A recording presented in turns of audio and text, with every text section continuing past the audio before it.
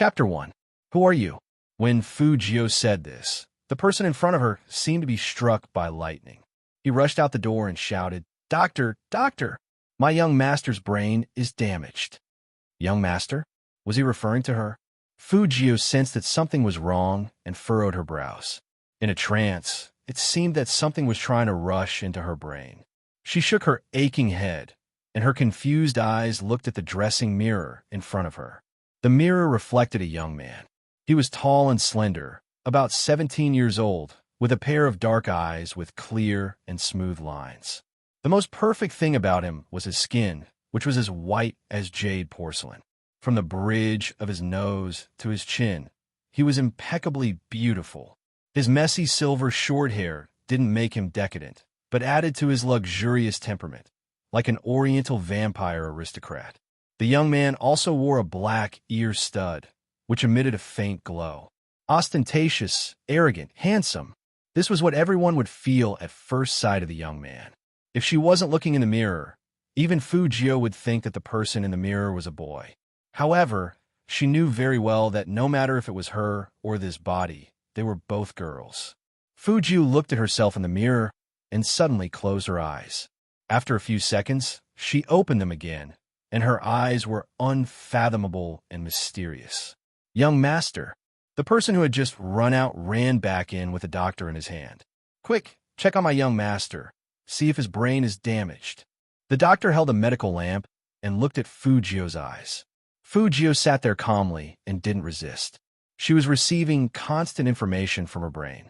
Although this body had the same name as her, the circumstances were completely different. She was a girl, but her mother had dressed her up as a boy since she was young. But no matter how much she raised her, this body still liked men. And in high school, girls were attracted to men. She was attracted to men too much, but she didn't know how to be reserved as a girl. So she just circled around handsome guys when she saw them.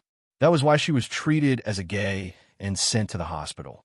When Fu Jio remembered all this, her face didn't look very good. She had once been able to break into the Pentagon with a computer. In order to catch her, many Interpol officers had resorted to seducing men and seducing women. Even 10 black men wouldn't be enough to beat her up. Being beaten up to the point of being hospitalized with serious injuries really made people want to laugh. Fu Jio did laugh, but her eyes were still cold, and there was a hint of evil in her deep black eyes. "Young master." Chen Xiaodong looked at her in confusion. Fu Jio glanced at him casually. Then, she raised her hand to push her silver hair to the back of her head, revealing that devil-like perfect face. Even his voice was perfect and impeccable. It was neither too low nor too high. It had the unique texture of a teenager, gentle and magnetic. It was obviously a very ordinary action, but when she did it, there was an extra sense of arrogance and domineering. Chen Xiaodong was stunned. He felt that something was different about the young master. How should I put it? In the past, the young master would easily lose his temper and treat money like it was nothing. His entire body was filled with the aura of a nouveau riche. Chapter 2. For the next 3 days, Fu Jio stayed in the hospital for checkups. It wasn't until the 4th day that she stopped pretending to be a pretty boy in a hospital gown. Fu Jio had always been a receptive person, but there was one thing she needed to figure out. Who had plotted against her from behind? Fu Jio narrowed her eyes, and the temperature in the ward dropped to the extreme. Then she smiled again, and the curve of her lips was so perfect. Just like her, she was full of pretenses. She was a hacker, codenamed Z. As long as you gave her a computer, she could do anything you wanted her to do. And such a person was reborn into a high school student's body. "Young master, I brought all your clothes over. Do you want to wear this one or this one?" Chen Xiaodong looked at the pretty boy by the window, as if he was asking for praise. These two were the latest Da Vinci models. Fu Jio supported herself with one hand and jumped down from the balcony easily. She had a lollipop in her mouth, and her silver hair was messy and lazy, but her eyebrows were extremely beautiful. Her thin lips were slightly curled up, and her left hand was in her trouser pocket as she slowly walked towards Chen Xiaodong. That lazy look made her look like a demon deacon from a comic book. So cool. Chen Xiaodong was almost stunned. Young master's current look, not to mention girls, even boys. No, he couldn't think like that. Thinking like that would undoubtedly encourage young master's bad habits. He didn't forget why young master was beaten up and sent to the hospital. If boss knew that young master was still thinking about young master Qin, he would definitely break young master's legs. Is there anything else besides these two? Fu Jiu looked at the gorgeous colors in front of her and frowned. Chen Xiaodong immediately lowered his head and pulled out the clothes. I also brought young master's favorite boy brand. Boy, are you sure you didn't bring the cheap Taobao brand? The original owner's taste was quite unique. Fu Jiu looked at the colorful clothes in front of her, and her fingers unbuttoned her hospital gown. She said in a faint voice, "Go get my school uniform." Huh? Young master, I thought you didn't like to wear school uniforms? Chen Xiaodong's eyes widened. He was obviously shocked by Fu Jiu's words. Fu Jiu glanced at him and only said 2 words, "Go get it." Without any explanation, his tone was so cool that it made people's legs go soft. Was this really the nouveau riche young master of their family? Jiang City No. 1 Middle School had a long history and strong teachers. There were many powerful people in the school, such as top scholars in the arts and sciences.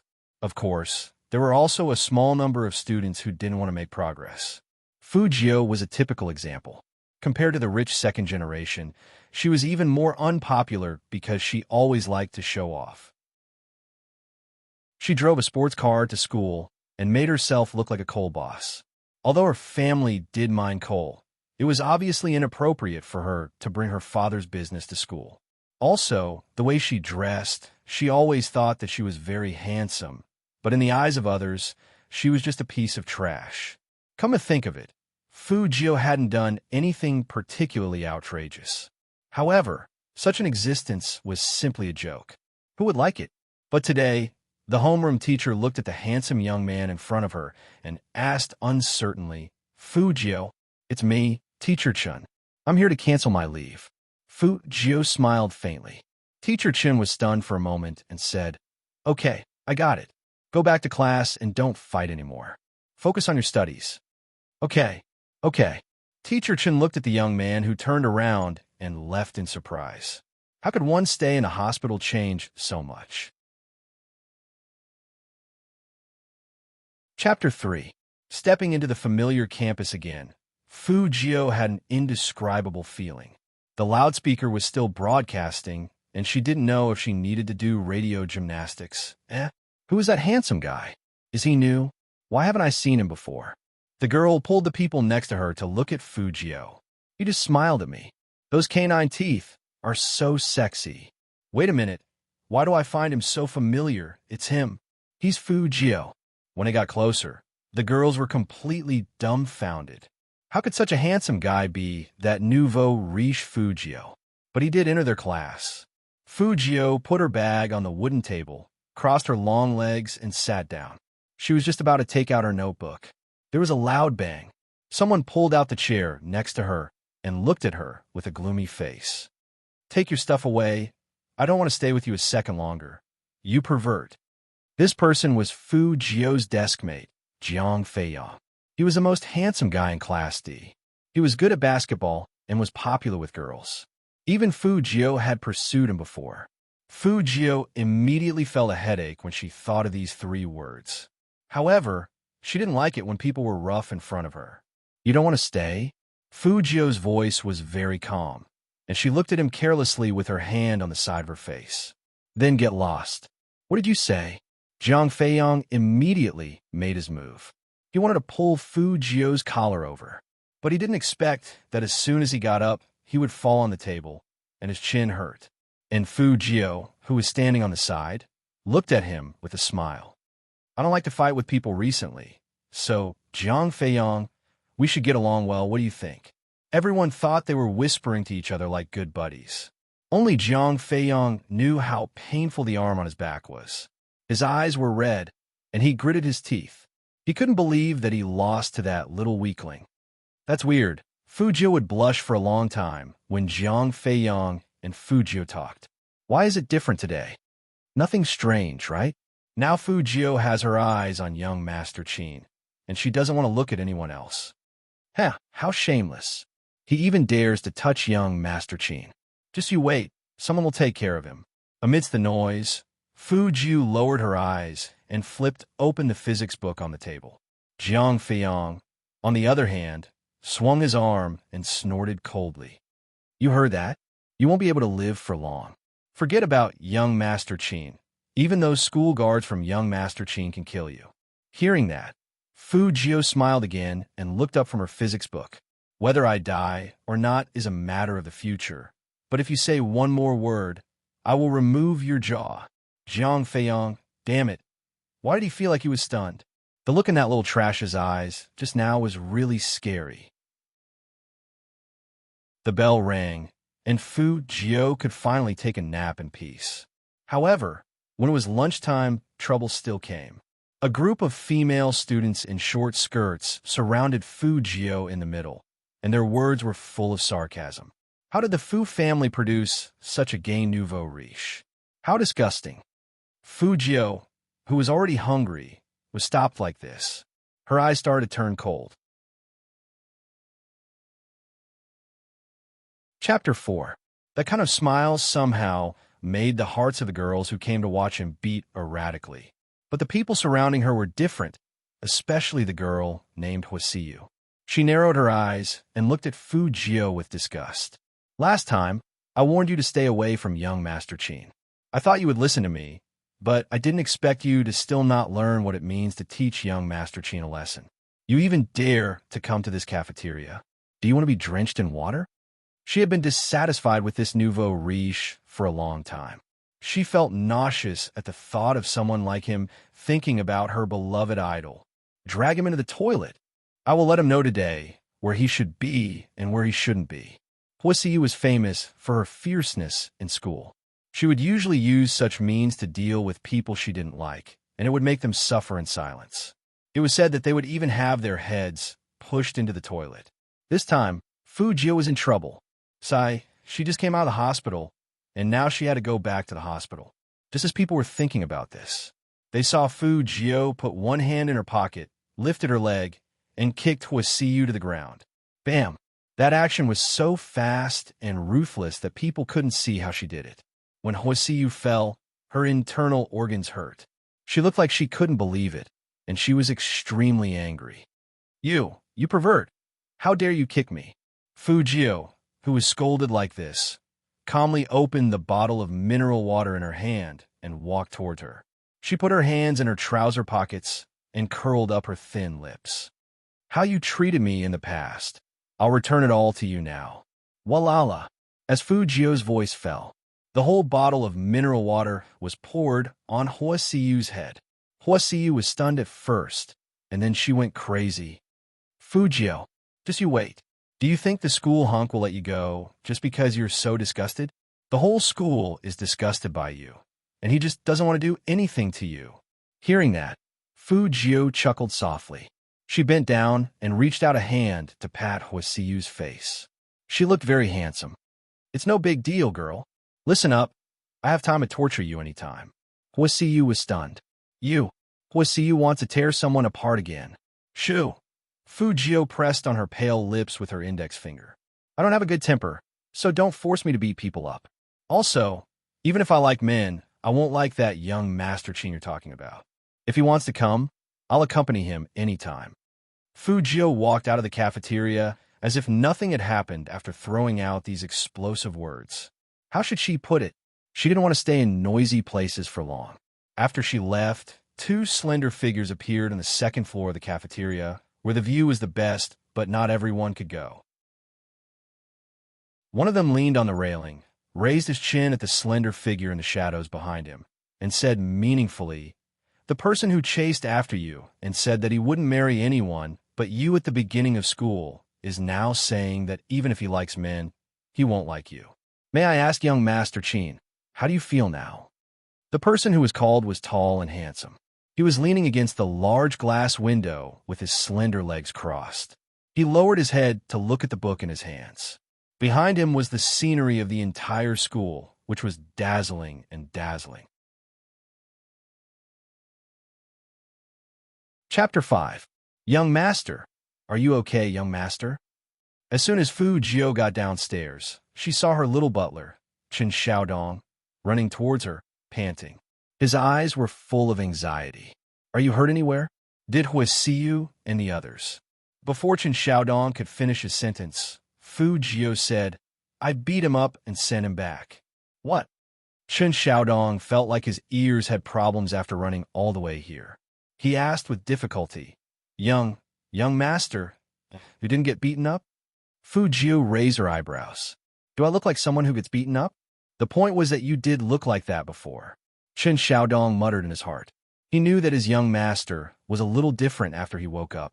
First of all, his temperament was very attractive, but that didn't include the fact that he could deal with Wasiu and the others. Did you see young Master Qin just now? Chen Xiaodong asked carefully. Fu Jiu stretched lazily. Nope, that's good. Chen Xiaodong heaved a sigh of relief. Fu Jiu felt strange. Why did these people seem to be afraid that she would run into that young Master Qin? So what if I ran into him? I was afraid that you would hug his leg and not leave. After Chen Xiaodong finished speaking, he looked at Fu Jiu with a little bitterness. Young master, did you forget what you did before? It would have been better if Chen Xiaodong didn't remind her. Once he did, some unbearable memories came to Fu Jiu's mind. It seemed to be in this cafeteria. She fell in love with Almighty Qin's back at first sight. Then, she said that she wanted to be his sugar daddy. Fu Jiu wasn't someone who could be embarrassed, but she wanted to cover her face now. But she was a hacker queen, so she had to prove her innocence. I wasn't the one who wanted to be his sugar daddy. Chen Xiaodong had an expression that said, Do you think all the teachers and students are blind? Then, he reminded Fu Jiu, Young master, listen to me. Even if you like guys, you can't do it. Even if you like boys, don't do anything to young Master Qin. Our Fu family can't afford to offend him. He's several levels below us. Oh. Fu Jiu listened half-heartedly. Chen Xiaodong stopped in his tracks, and with a serious face, he tried to move him with emotion and reason. Young master, can't you like girls? The boss already has a problem with you because of this. Not only did you lose your pocket money, but you also have to fend for yourself at school. Maybe the company won't be yours in the future and will be handed over to the siblings outside. Young master, aren't you worried? Even if it's for madam's sake, can we not like men anymore? Hearing that, Fu Jiu stopped in her tracks, and a cold light appeared in her eyes. Everything that happened to her in the past was basically revealed to her father by that pair of siblings. In the beginning, Fu Zhongyi treated Fu Jiu very well. After all, she was his first son. But later on, he heard too much of it. Fu Zhongyi disliked Fu Jiu more and more. When he learned that Fu Jiu might be gay, he completely cut off Fu Jiu's source of income. He didn't even want to go home, and he didn't even care about Mrs. Fu, who had gone through thick and thin with him. Fu Jiu had no good feelings for such a scumbag. Back then, Fu Zhongyi was only able to set up the company because of her mother's financial support. Now that Fu Zhongyi had everything, he wanted to kick her away? How could there be such a good thing in the world? Chapter 6. Now, what she needed the most was to get some money to buy some electronic parts and assemble a high-spec laptop. She had already checked the computer at home. It was fine for playing games, but if she wanted to hack into a website, there would be flaws. So making money was her top priority. What did you say? Make money? Chen Xiaodong's words shocked the driver. He braked suddenly, and the two of them turned around to look at Fu Jiu as if they were looking at an alien. Fu Jiu was still holding a can of Coke in her left hand. She frowned. What? Is it weird for me to make money? A little. Chen Xiaodong didn't mean what he said. It was too weird. You used to show off your nouveau riche aura by making 1,000 renminbi a day, which made people want to beat you up. Now you are telling us that you want to make money? Aren't you kidding me? Fu Jiu smiled faintly. People have to change. I've been poor lately, so I need to find something to do. Young master. The old driver twitched twice, as if he was very touched. If Madam could hear you say that, she would definitely have a good night's sleep tonight. Fu Jiu took a sip of Coke. My mom still has business to discuss in another province, so don't bother her. Making money takes time. Uncle Wong, help me apply for a 2-day leave from school tomorrow. Driver Wong and Chun Xiaodong. You talked for so long just to apply for leave. Young master, if you want to rest at home, just tell us. Why did you lie to us about making money? Chun Xiaodong muttered in a low voice. Hearing that, Fu Jiu sighed helplessly. She realized that no matter what she said, no one around her would believe her. After all, the image of her as a nouveau riche who didn't know anything and only knew how to chase after handsome guys was too deep. But this wasn't bad. She could disguise herself better. That night, on the second floor of the Fu house. Looking through the mirror, one could see a pair of slender and fair fingers moving rapidly on an old-fashioned keyboard. Anyone who played the game regularly would definitely be able to tell that this person had extremely beautiful positioning. There was a loud smack. Big move launched. All the bosses were killed, and the first kill was completed. Holy shit, a professional gamer came? How did you defeat the nether boss? He's not a professional player. I spent money to hire someone to bring me across a small map. I didn't expect him to get the first kill. I was shocked too. Where is that person? I want to hire him too. What's his name? Wasn't his equipment pretty awesome? He doesn't have any equipment. He seems to be a newbie and seems to be in need of money. Who are you trying to fool? How can a newcomer defeat the nether boss? It's true. I just PM messaged him and he accepted another team wipe job. He's now doing the second one. You guys can check out the game announcement later. As soon as this person finished speaking, the entire server welcomed another first kill announcement. Then the third time, the fourth time, the fifth time, the 10th time. Every time, the name Spade Z would be hung high up on the game's big screen. It was as if special effects had been added to the operation, and the audience's blood was boiling. In the professional company, a cute cat-like youngster shouted excitedly, "Young Master Chin, look at this Spade Z. Too handsome. Let's poach him over. Poach him over."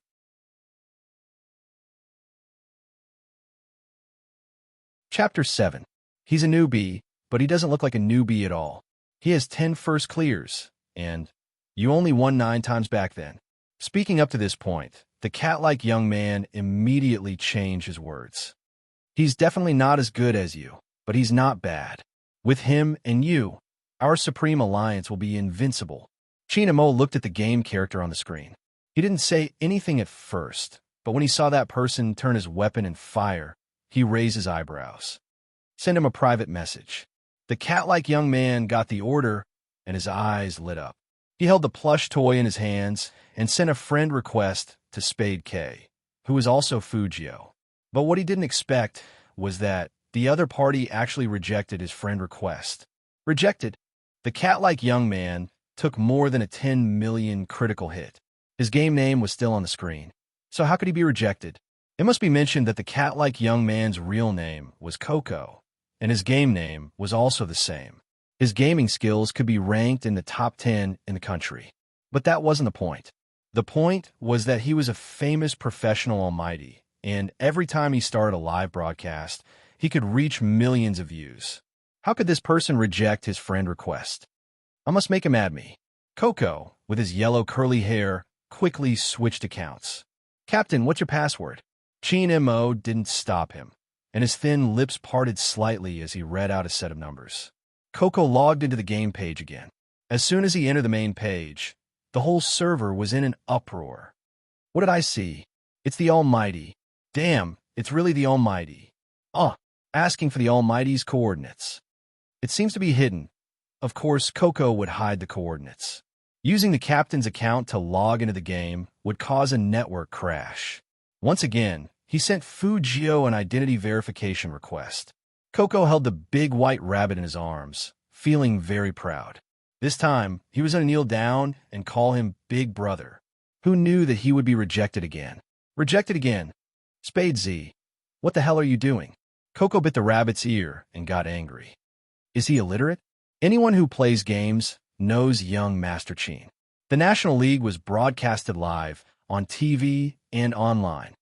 Chin Mo placed his physics book down and placed his right hand on the keyboard. He sent another friend request. I'm Chin Mo. Fujio was testing the dexterity of her fingers, but someone kept sending her friend requests. Seeing that the other party was persistent, Fujio held her lollipop in her mouth and replied lazily, "So what?" It was still a rejection notification, but this time there was an additional sentence. After Coco saw the message, he was completely dumbfounded. What does he mean? You know who young Master Chin is, yet you still refuse? Chin Imo narrowed his long and narrow eyes. At this moment, his interest was piqued and the corners of his lips lifted. It can't be right? Young Master Chin smiled. He must have seen it wrong. In order to divert his attention, Coco snatched the keyboard. Why didn't you pass? No response. Did the other party go offline? Offline. Coco felt as if he had been tickled by something, but before he could get rid of the itch, the guy who was tickling him was gone.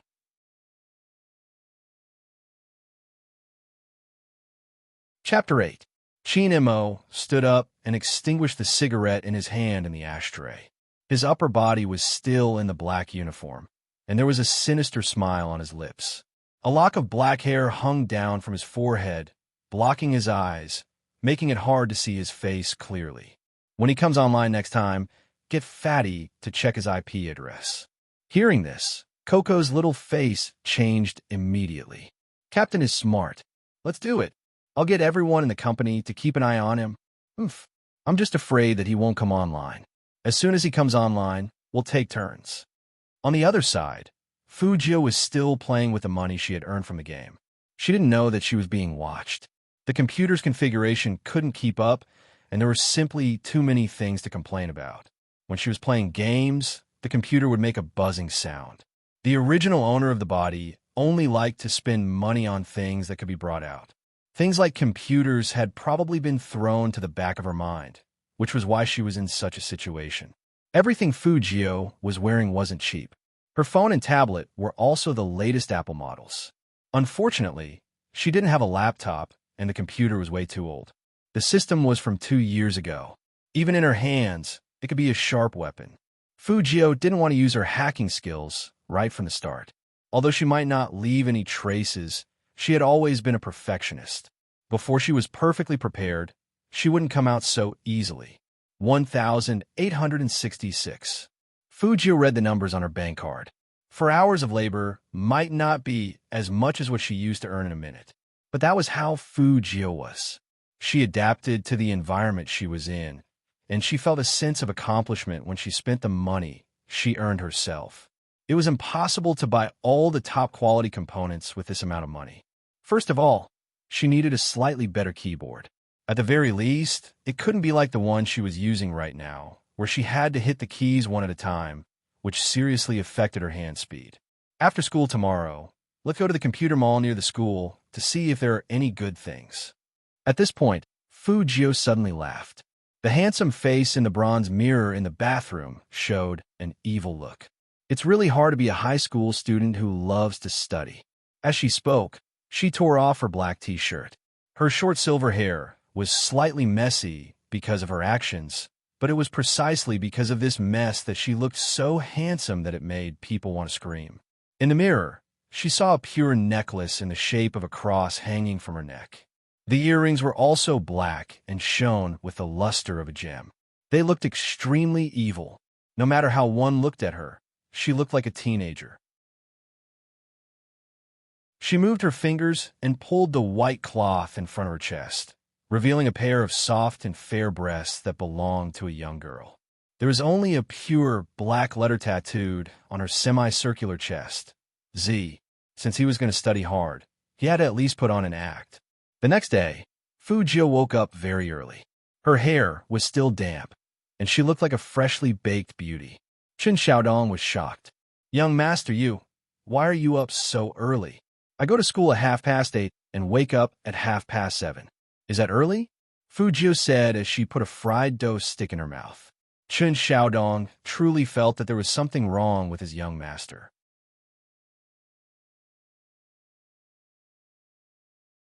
Chapter 9.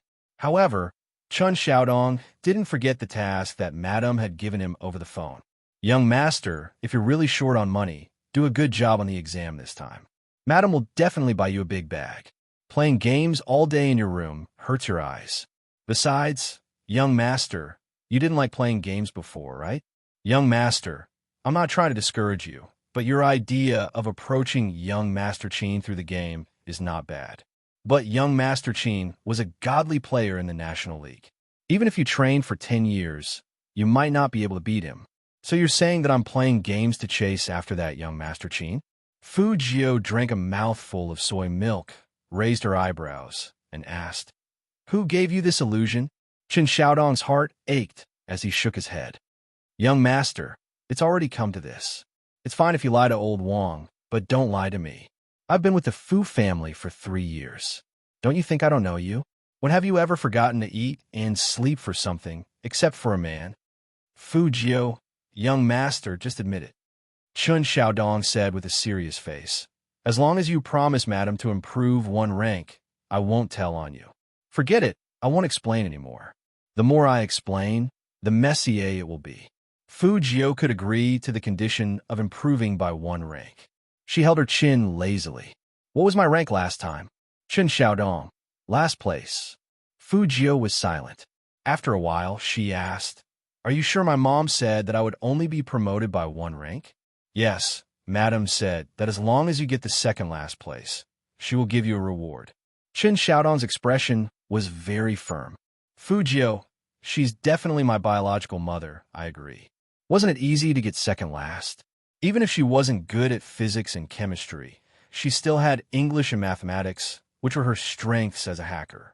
Seeing Fu Jio agree so readily, Chen Xiaodong became worried. "Madam also said that we can't bribe the second-to-last student to let him go to school. Otherwise, the reward will be nullified." Fu Jio raised her eyebrows. "Why bribe? Wouldn't it be better if I just threatened him with my fists?" "Young master, don't joke around. You can't even beat a girl. How can you beat a boy?" Chen Xiaodong laughed and patted Fu Jio's shoulder. That posture was very similar to Song Xiaobao's. Fu Jio looked up and slowly put down the chopsticks in her hand. She glanced at him coldly. Chen Xiaodong froze. Why did he feel a murderous aura from the young master? This was illogical. However, it was truly terrifying. Fu Jio didn't do anything to him. After all, this kid had always been nice to her. Honestly speaking, just how weak had she been in the past? How could she not even be able to defeat a girl? What a waste of such a good figure. No matter what, Fu Jio still went to school with her handsome face. She was wearing a black and white school uniform, and her school bag was slung over her shoulder in a cool manner. The young man's overly fair face looked like a lush jade bamboo under the sunlight, transparent and alienating at the same time. Many people in the school stopped in their tracks and began to watch. "Don't you feel like Fu Jio has changed? Why do I feel so handsome?"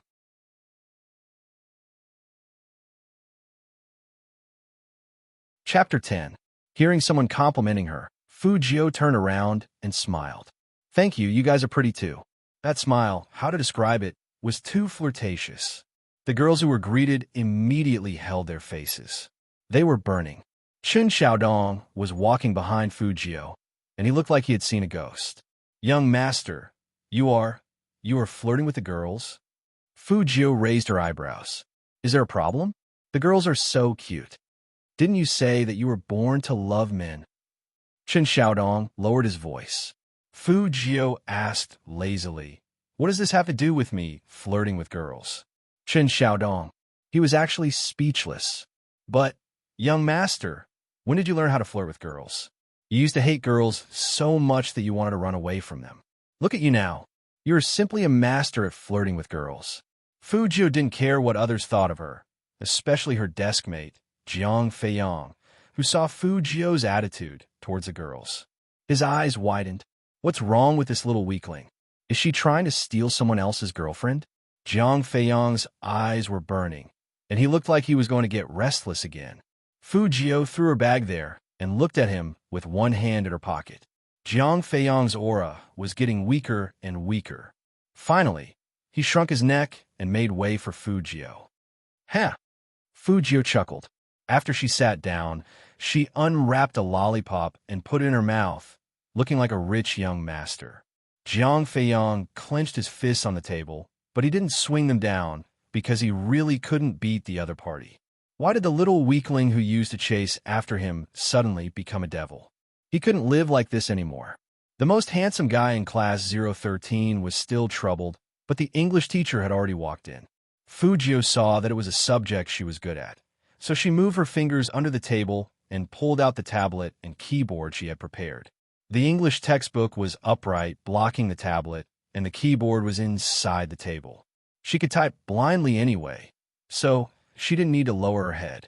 She clicked to enter the game page. Fujio hadn't gone to the announcement page yet, but she saw that the friend request from last time was still there. Qin Mo? She wanted to continue rejecting, but Jiang Feiyang, who was next to her, couldn't help but shout, "Qin! Young Master Qin!" This title swept through the entire classroom like a whirlwind. Who did he just say?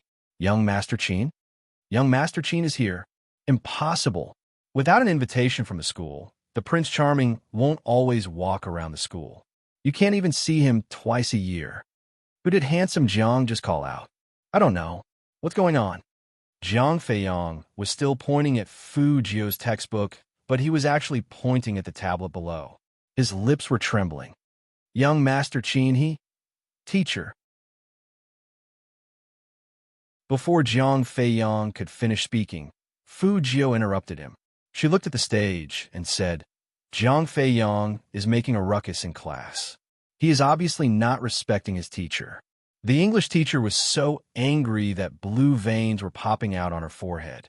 Now that she heard Fujio's words, she immediately said, the rest of the students can study by themselves first. Jiang Feiyang, come with me to my office. Jiang Feiyang felt extremely wronged. He pointed at Fujio and said to the English teacher anxiously, No, teacher, it's him. What's wrong with him? The English teacher walked over and looked at Fujio's upright textbook.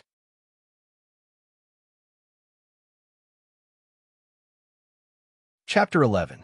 Aside from a ballpoint pen, there was nothing else. The English teacher narrowed his eyes, feeling like he had been tricked by Jiang Feiyang. Fujio's handsome face showed a blank expression at the right time. The English teacher saw this, and he got even angrier. He turned around and said to Jiang Feiyang, It's fine if you don't pay attention in class, but you want other students to take the blame for you? Come out now. Jiang Feiyang couldn't figure out how he ended up like this. That little weakling was clearly playing games, so how could he withdraw his hand so quickly?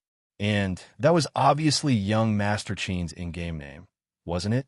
Could it be that he was mistaken? After sending off the annoying person, Fujio lowered her head and took out the tablet again. What made people frown was that Jiang Feiyang's call just now made her make a mistake, and she actually accepted him as a friend. Just as Fujio was about to delete the person on the keyboard, she seemed to have sensed something, and her black pupils suddenly shrank. Then there was an arc that seemed like a smile that wasn't a smile. I never thought that there would be a day when someone would come to hunt me. Interesting. As Fujio said this, she moved her fingers quickly, and the page on the tablet changed in an instant. There was no game, only strings of code constantly surged out from the screen. Different from Fujio's relaxed state, the huge fatty on the other side was typing furiously on the mechanical keyboard in his hands. His face was covered in sweat, and finally, with a loud bang, he laid down on the ground and slammed the table fiercely.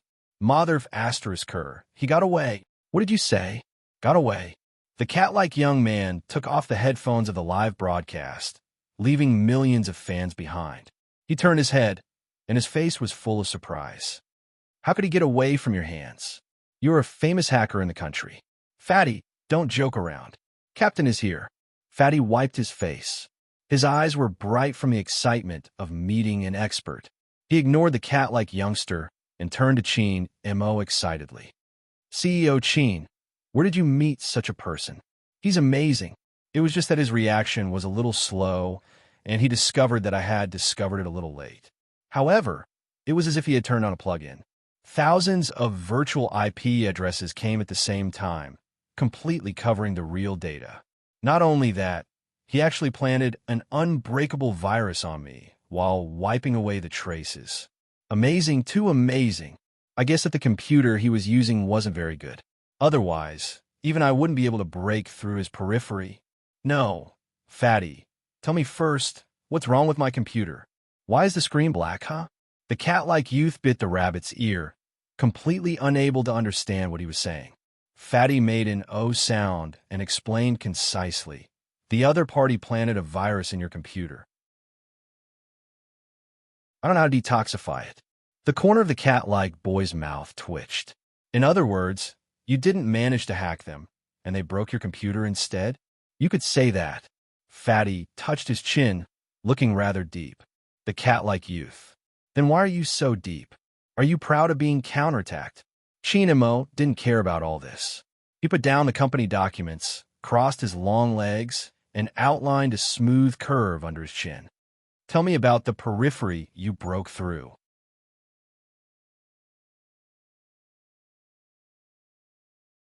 Chapter 12. In the classroom, Fujio's thin lips parted slightly, and she spat out 2 words, KO, hacker term, meaning successful hunt. She cracked her wrist with a faint smile, put down the English book, and returned to being the most ordinary high school student who couldn't be more average. No one knew that she had just defeated a professional hacker. In the middle of the 3rd class, Fujio was still thinking about what to eat during the lunch break. The school broadcast sounded above her head, and the voice sounded very excited. Students, in order to recruit talents, your senior, Chin Mo, will be visiting the school on behalf of the Chin group. Before that person could finish speaking, the student started screaming. Chin Mo, the real God's favored one, was born in a good family, had power over 3 provinces, and dominated the esports scene. His usual whereabouts were a mystery, and he never showed up even at school. Whether it was in the team or the company, young Master Chin was always an unreachable existence. If you wanted to see him face to face, you had to watch a large-scale live stream and fight for his existence with nearly 10 million fans. Now, he was coming to the school for an inspection. Happiness came too suddenly, and all the students in number 1 middle school were excited. Only Fu Jiu stretched in her chair, thinking, it seems that I don't have to go to class in the afternoon, and I can play a few more games and earn 500 yuan. In order to welcome Chin Mo, the shaded road was very clean, and the school leaders all wore suits. Half an hour later, 3 to 4 top-grade military Hummers drove into the school gate. The black bodies, streamlined design, and low-key luxury couldn't be hidden. Another wave of excited screams swept through the school, and all the teachers and students rushed in the same direction excitedly. The bodyguards in black formed a warning line, and the people on this side of the warning line all stood on their tiptoes, trying hard to see their Prince Charming's face. Only Fu Jiu stood calmly in the gathering team. She originally thought that with the school leaders coming out to welcome him, she could still earn some extra money in the classroom, but she didn't expect the whole school to gather. Just as Xiaodong said, this young Master Chin's family was indeed several levels higher than the Fu families. After all, he came from a military compound, and his grandfather was a founding father. In fact, Jiang City number 1 middle school never lacked rich people. Huasiyu, who liked to bully others, was one of them. In her eyes, Fu Jiu would always be a country bumpkin who couldn't show off in public. That was why she held a grudge against Fu Jiu for hitting her. Huasiyu didn't know why this guy suddenly became so difficult to deal with. She felt guilty because her family hired someone to teach him a few moves. However, none of that mattered today. She wanted to embarrass him in front of everyone. Huasiyu's eyes turned and landed on the warning line in front of her. Then, she looked at Fu Jiu, who was standing in front of her and playing with her phone with her head down. Huasiyu quietly took a step back when no one was paying attention. He pushed Fu Jiu away. Fu Jiu was still thinking about the parts she needed to buy in the afternoon. Without any warning, she bent forward and crashed into someone's arms.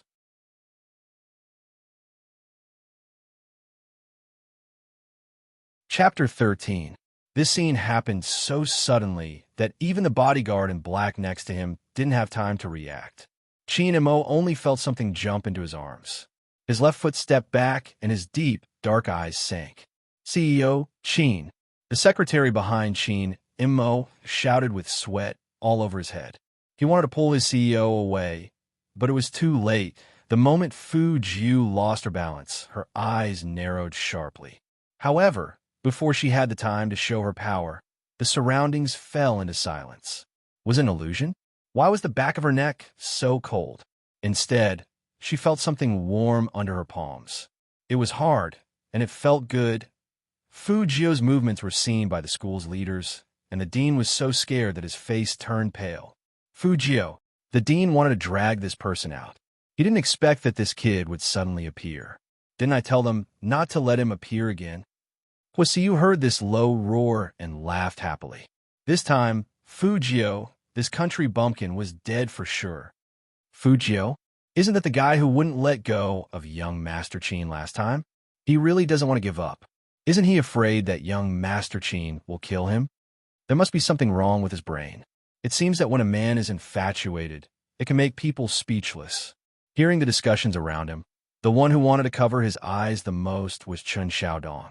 He never thought that the thing he was most worried about would play out in front of so many people. He thought that young master had changed these days, but he didn't expect that it was all a ploy to lower his guard. He shouldn't have stood in class just now. He should have gone to Class D. That way, he could have grabbed young master's leg before he lost his mind and wanted to hug young Master Qin. At this moment, Fu Jiu wasn't so happy. She was also a victim, okay? But looking at everyone's faces, it was certain that they wouldn't believe her. Since she had already done it, she might as well go all the way. Thinking of this, Fu Jiu curled her lips into a smile. She suddenly grabbed the man's collar and moved closer to that cold and handsome face. She said in an evil voice, "Bro, you have a good body." This was flirting.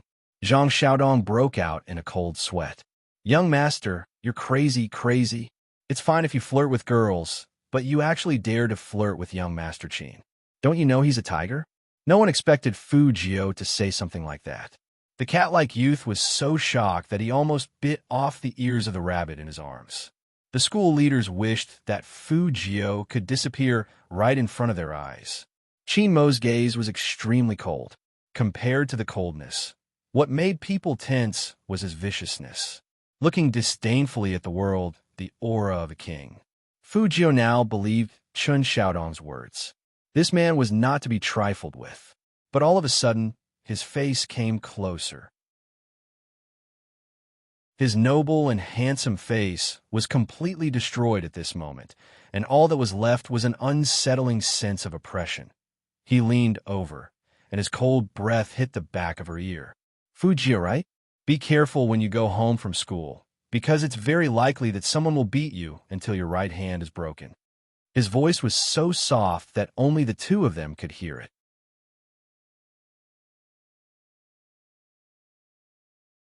Chapter 14. Fight. She had never been afraid of anyone. However, Fu Jiu didn't like to make enemies for no reason. "Handsome, I was complimenting you just now." It wasn't good to ask someone to beat her up after being complimented. Qin Mo suddenly laughed, but his eyes were cold. He looked like he wanted to cut Fu Jiu into a million pieces to vent his anger. "Touching my chest is considered a compliment." Fu Jiu was speechless. "You're not a girl, so there's no harm in letting your chest be touched." Fu Jiu advised him, "Be magnanimous." Qin Mo removed her hand indifferently, and his voice sounded like it was coming from his teeth. "What a pity! I've never known what magnanimity is." Did he really want to fight with her? Fu Jiu looked at the back of that extremely dangerous figure and shook her wrist, which was a little painful. The sunlight fell on him through the leaves, and it was as if he was surrounded by 1,000 rays of light. He looked noble and luxurious. Just a miss of his aura would make people feel extremely cold. Plus, he was followed by a large group of bodyguards in black. It seemed like there would be trouble in the future. The school leaders didn't expect young Master Qin to let Fu Jiu go so easily. He didn't even ask about it. They were shocked and relieved at the same time. Fortunately, young Master Qin is magnanimous. Who said no? The dean wiped the sweat off his forehead after the false alarm. Only the cat-like young man tilted his head and bit the rabbit's ear in his arms. The captain he knew was always vengeful. The more he didn't get angry, the more serious the consequences would be. Fu Jiu, who just jumped at him, was dead meat. Chin Mo walked in the front, and he still felt that touch on his chest that he had never felt before. This made his eyes sink into an unprecedented depth. It was only a short minute, but the teachers and students felt like it had been a long time. Until Chin Mo's figure disappeared completely. Chen Xiaodong rushed towards Fu Jio like a gust of wind. His eyes were wide open. "Young master, do you know what you were doing just now? If boss knows about this, he will scold you again. And, young master Chin, he doesn't like people touching him. Are you challenging his bottom line? You even flirted with him. Young master Chin is different from you. He's not gay." Fu Jio put her hands in her pockets and denied coolly, "I'm not gay either. You've already treated young master Chin like that." Chen Xiaodong paused and sighed. "Young master, I know that if I were gay, I would also like a man like young master Chin, but look at the girls around us. None of them are like you, throwing themselves at him and hugging him." Fu Jio replied with an "oh." Her attitude was really casual, and the corners of her mouth were even curled up. "If you put it like that, doesn't that mean that young master Chin gave his first hug to me?" Young master, Chen Xiaodong, was really defeated by his own young master. He was still thinking about this at a time like this. Fu Jio patted his shoulder. "I'm just teasing you, but I want to make it clear that I didn't want to rush over and hug anyone. I was just thinking about going to Computer City with my head down, and someone pushed me from behind. I believe you." Chen Xiaodong is extremely serious. Fu Jio raised her eyebrows. Chen Xiaodong continued, "So, young master, let's be honest with each other. Next time you want to do anything to young master Chin, tell me first." Fu Jio.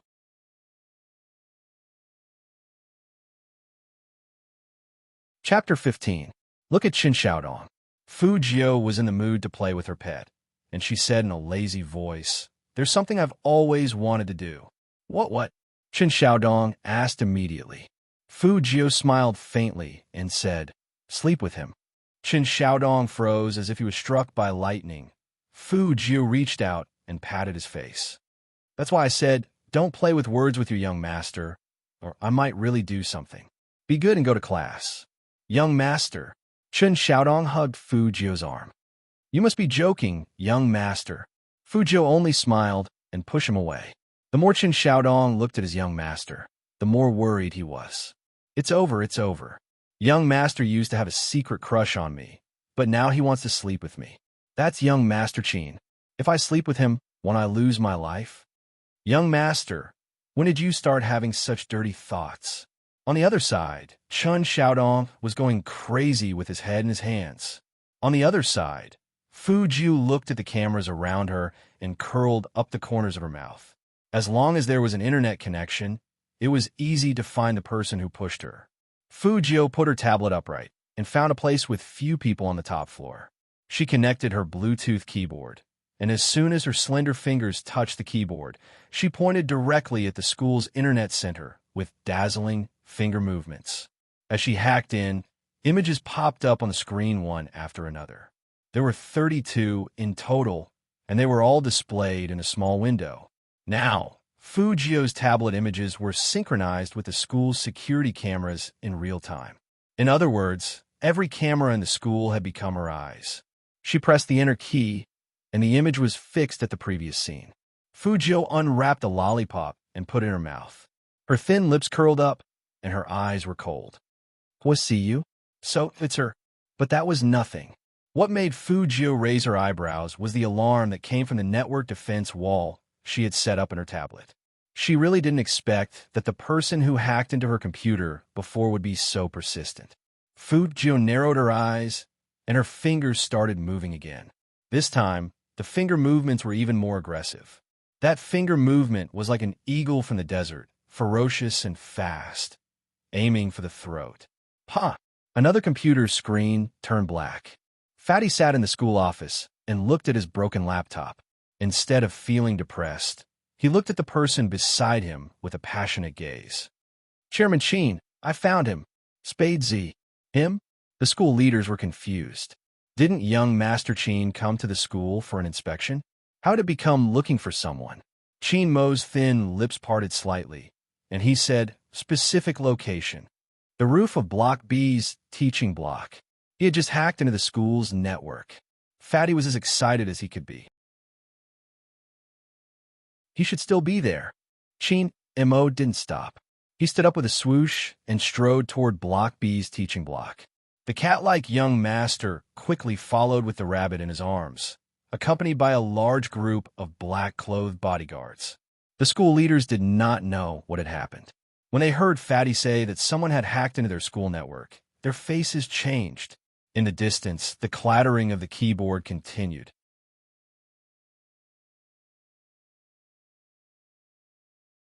Chapter 16. He pressed the elevator button.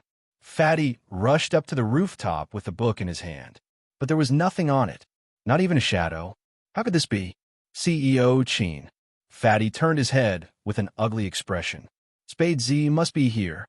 I can't be wrong. Even if that was the case, where was he? Fatty hurriedly searched for it. Chin Mo walked over, his sharp eyes glancing at the candy wrapper on the ground. There is still some warmth left on it. There is indeed someone here, Chin Mo said, his black military boots crushing the candy wrapper. He stood on the rooftop and looked down at the whole school. His uniform fluttered in the wind, and he said, Spade Z is a student. Translator's note. Spade Z is a student. Translator's notes. F*CK. Fatty exclaimed. You can even guess that? Which teacher would be so bored that he would eat a lollipop? You were looking in the wrong direction. Chin Mo retracted his gaze and looked at him. Fatty really couldn't resist his CEO's suffocating gaze. It seemed like CEO Chin wasn't too happy about not being able to find Spade Z. Fatty touched the bridge of his nose guiltily. This can't be blamed on me. I saw Spade Z's amazing maneuvering and assumed he would at least be a teacher. I never expected him to be a student. Student. That was right. This was a high school. Which student was so good that he could compete with him? Fatty, are you looking down on students? I'm still a student, but I'm still better at games than you. The cat-like youngster scratched the wall, unconvinced. Suddenly, Chin Mo raised his hand and glanced at them. The whole place went silent. Something is ringing. Chin Mo's voice was calm, but it carried an absolute order. He threw one word down, cold and ruthless. Find it. The bodyguards in black immediately spread out and started searching around the rooftop. Suddenly, someone shouted, Young master, it's here. It was a dustbin. A pure white iPad Air 2 was lying in the dustbin. It was in perfect condition, without any signs of wear and tear. The sound came from the tablet, and it was very clear when they got closer. This was left by Spade Z. A trace of shock flashed across Fatty's eyes. Chin Mo had never taken anything from the bin before. He arched a brow and reached out his left hand. Immediately, someone presented him with a pair of black gloves. Is it off? The cat-like boy's eyes widened. Why would he leave the tablet here? Fatty's expression darkened. He discovered that we were looking for him, so he simply cut off all traces. How cunning. Don't tell me he's using a tablet to fight me. So what? The cat-like teenager didn't understand. What computer was important? There was a serious look in Fatty's eyes. Compared to an ordinary notebook, the operating speed of a tablet computer is at least 5 times slower. If he's using a tablet, have you ever thought about what would happen if he were to use a notebook one day? The cat-type youth was shocked. Fatty thought of that possibility, and his eyes began to lose focus. I can't even predict his approximate position. Why isn't such a powerful person in the rankings? Who is he? Is he a high school student? Chin Mo stood at the side.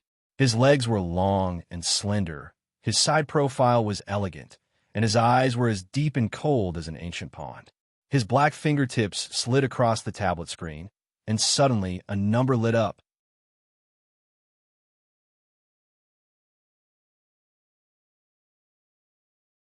Chapter 17. This was also left by Spade Z, because he knew we were looking for him? Was that why he provoked them so arrogantly? The cat-like young man carefully observed his captain's expression, and he didn't dare to ask the last question. The fatty also nodded weakly, not daring to look up at his CEO. At this moment, Chin Mo's cold and ruthless eyes were as intense as the deep sea at night. dangerous, and deep. Since he was born, he was used to walking sideways. Someone who could make him fall. Keep looking. The three words that did not have the slightest warmth immediately made the black-clothed bodyguard tense up. The whole school's top management was in a panic. At the same time, at the corner of the corridor, Fu Jio disconnected the hotspot on her phone that was connected to her tablet. She looked up and smiled. KO. The person who was looking for her must be very angry now. Thinking about this, Fu Jio's smile became even wider. She liked it when people couldn't do anything to her even if they didn't like her. However, without the tablet, she had to buy some spare parts for a small laptop as soon as possible. Otherwise, it would be inconvenient to do anything. Speaking of which, she had to make money first. As for that Huasiyu, she would deal with her when she was free. Fu Jio stuffed her phone into her pocket, held the lollipop in her mouth, twisted her wrist, and successfully blended into the crowd of people getting their meals.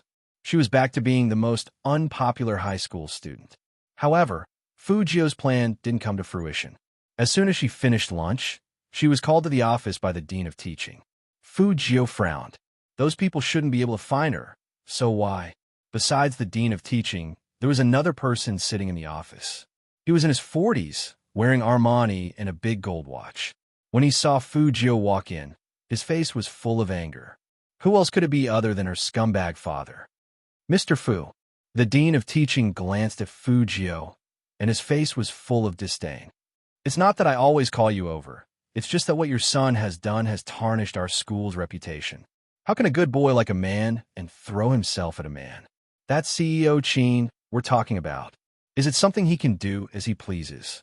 Fu Zhongyi was already filled with anger, and when he heard the name CEO Qin, his expression changed. He raised his hand with fierce eyes, and it looked like he wanted to hit Fu Jio. Why did I raise such a shameful person like you? Dad, don't be like this. Brother didn't do it on purpose. The person who stopped Fu Zhongyi was none other than his illegitimate daughter, Fu Shui. Fu Shui took after her mother. She looked pure and beautiful, but she was very cunning. Fu Jio had already experienced her previous tricks. Every time she spoke, it seemed like she was on her side, but in fact, the more she spoke, the angrier Fu Zhongyi would get. Not on purpose. So you can't control yourself? Fu Zhongyi's eyes turned cold as he looked at Fu Jio. The Fu family didn't need a shameful person who liked men. Moreover, he had offended the Qin family this time. It was hard to say whether his business would be affected in the future. Fu Zhongyi thought about his youngest son again. They were both his children, but why was there such a big difference? Since this shameful thing failed to live up to expectations, then don't blame him as a father. Since you can't change your bad habit, then from today onwards, you are no longer my son.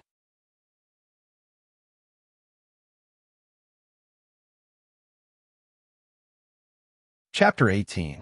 Did you want to cut ties with her? Fu Jio's eyes were cold, and she only said 3 words to Fu Zhongyi, up to you. Okay. Fu Zhongyi's chest heaved up and down. He turned around and said to the teaching director, Teacher, you heard it. I can't control this kid anymore. Whether the school wants to expel him or expel him, it has nothing to do with me anymore. This was what Chun Xiaodong heard when he rushed over. He looked at Fu Jio with a shaky gaze. Fu Jio acted like nothing had happened. She lowered her voice and said, I hope you don't regret what you said today. What I regret the most is giving birth to a shameful person like you and marrying that mother of yours. Fu Zhongyi threw these words and left.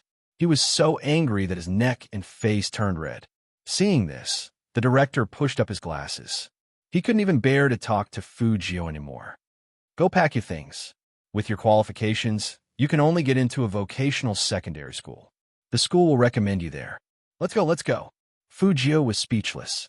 After saying that, he waved his hand as if Fu Jio was a piece of trash in a stinky ditch. Young master. Chen Xiaodong went up to him with a face full of worry. Fu Jio didn't linger. She just curled up her lips and went to the classroom with a cold look in her eyes. The whole school stood by the railing and watched her walk down the stairs with her textbooks. They were either pitying, mocking, or gloating. Huasiyu was the happiest among them. She crossed her arms in front of her chest and laughed. This is karma. Some people just want to die. Look at this. He can't even go to school. He deserves it. I heard that he is going to a vocational high school. The people behind Huasiu also laughed. Maybe that kind of place is suitable for people like him. Everyone there is trash. Ha ha ha. Hearing this, Fujiu stopped and suddenly moved forward. After what happened last time, Huasiu was already scared by her. She took a step back while trembling. However, Fujiu didn't have any intention of making a move. Instead, she only said one sentence. Do you really think that no one knows what you did? This is ridiculous. Huasiu had messed with so many people, so she didn't know what a guilty conscience was anymore. She looked at Fujiu viciously. Fujiu smiled, her thin lips evil. In that case, we can only publish it online. This was the last thing Fujiu said before she left the school. Huasiu didn't take his words seriously at all. He was just a nouveau riche, and even his father didn't want him anymore. How would he be arrogant in the future? Today, Chun Xiaodong was unusually quiet. It was as if he was afraid of saying something that would agitate his young master. Fujiu, on the other hand, was very relaxed. Her fingers slid back and forth on her phone. The video of Huasiu pushing her had already been saved, young master.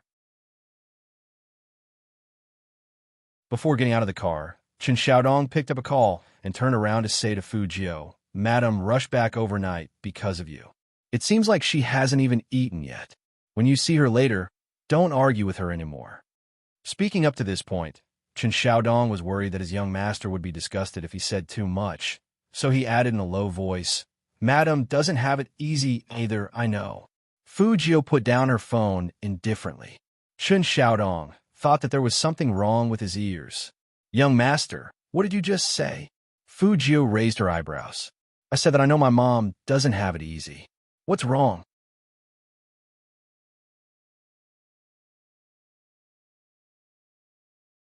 Chapter 19. Fujiu actually knew that her relationship with Mrs. Fu was bad. After all, she still had the original owner's memory in her head. At that time, she didn't know anything. She was very depressed because of her cross-dressing as a man. She felt that everything was her mother's fault. Her mother was greedy for money, which caused her to become like this.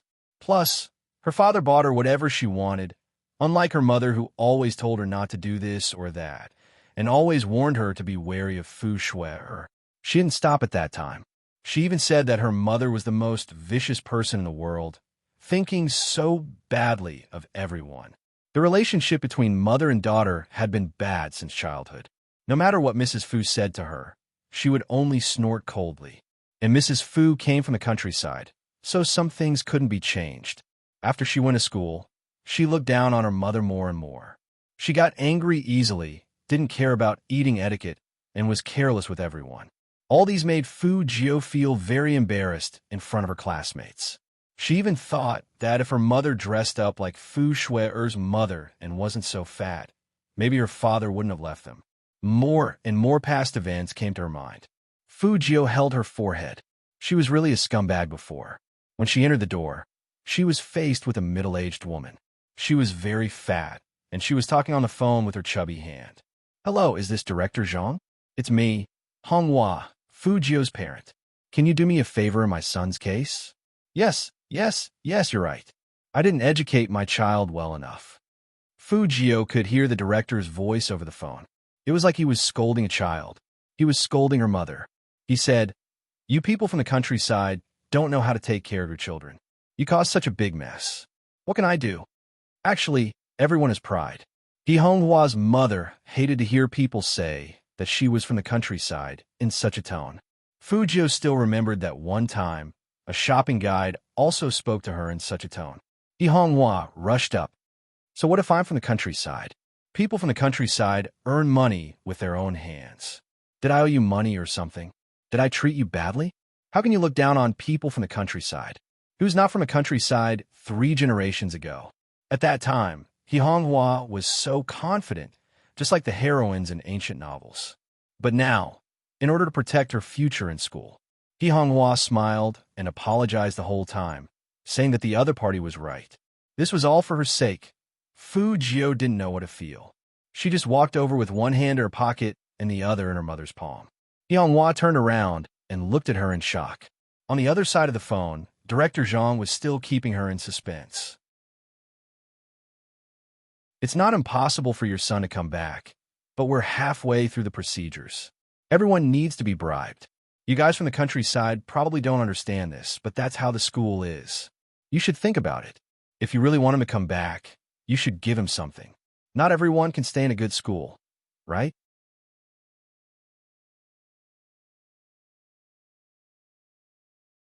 Chapter 20. Hearing Fu Jio's words, the director of teaching immediately got angry. Fine, fine, fine. Fu Jio, you're awesome. Our school can't handle such a student. Listen to me. Even if your mother begs me, I won't be able to. Trash like you can go wherever you want. Pa! The call ended. Only then did Hua react. She was still holding on to Fu Jio's arm. Although Fu Jio was a girl, she was more than one. 7 meters tall, a head taller than the short and chubby Hua. You child, why are you so insensible? Hua was so anxious that she forgot to be angry. She just wanted to lower her head and make another call. But Fu Jio hugged her waist and said softly, Mom, it doesn't matter if I can't go to that school. You don't have to be like this. Hua's hand froze. It had been a long time since her daughter called her mother. She didn't know when it started, but they always quarreled whenever they met. She knew that her daughter did not want to see her and did not want her to go to their school. Hugging her like this and calling her mother was something that happened many years ago. Hua couldn't believe her ears. Fu Jio smiled at her and turned her face to the person behind her. My mom hasn't eaten yet. Let the auntie cook some dishes and make some sweet potato porridge. Yes, young master. Chen Xiaodong received the order and immediately ran to the kitchen. In fact, he was also shocked. Since when did young master care so much about madam? In the past, young master would have yelled at madam in such a situation. Then, both sides became unhappy. It was common for people to smash their phones. But ever since the young master came out of the hospital, he felt as if he had turned over a new leaf. When Hua sat down, she was still in a daze. It wasn't until Fu Jio put some food in her bowl that she realized it was real. Hua turned her head and looked at Fu Jio's silvery white hair. Her hands trembled as she picked up the chopsticks. She deliberately controlled the speed at which she ate. Hua knew that her daughter didn't like the way she ate. Fu Jio tilted her head and looked over. That face was a little too handsome. Her eyes fell on the rice that Hua picked up bit by bit, and she understood. Without a word, she picked up the bowl, mixed some vegetables with her chopsticks, and took 2 big mouthfuls of rice. Her cheeks puffed up, and she looked up at Hua with a cute smile. Eating with mom is delicious. Hua looked at Fu Jio and couldn't help but cover her mouth, her eyes turning red. Fu Jio put down her chopsticks and sat next to her. She put her arms around her shoulders and wiped Hua's tears. Mom, I was wrong in the past. I won't do that again. He didn't say anything else, but Hua couldn't calm down for a long time. Fu Jio looked at this middle-aged woman who had never thought of giving up on her despite her constant disdain. She cursed herself once again. The mother and daughter had buried the hatchet, and Hua was really happy. She asked Fu Jio what she wanted, and she would buy it for her. Fu Jio knew that although Hua ran a business, she didn't make as much money as Fu Zhongyi. Fu Zhongyi had a wild mistress outside, which made it hard for Hua to make a living in the business circle. They all laughed at her for being rough and not being able to control her man. Plus, with her family background, she would have a harder time than others. Mom, I don't lack anything. It's your business that's hard to negotiate, so you should take a break. Fu Jio massaged Hua's arm. Hua heard her daughter's words, and her heart warmed. She was afraid to say something that would ruin the peaceful atmosphere they had worked so hard to achieve, but she couldn't be at ease if she didn't say it. Jio, I know you don't like to study, but people need knowledge. Mom will find a way to let you go back. You.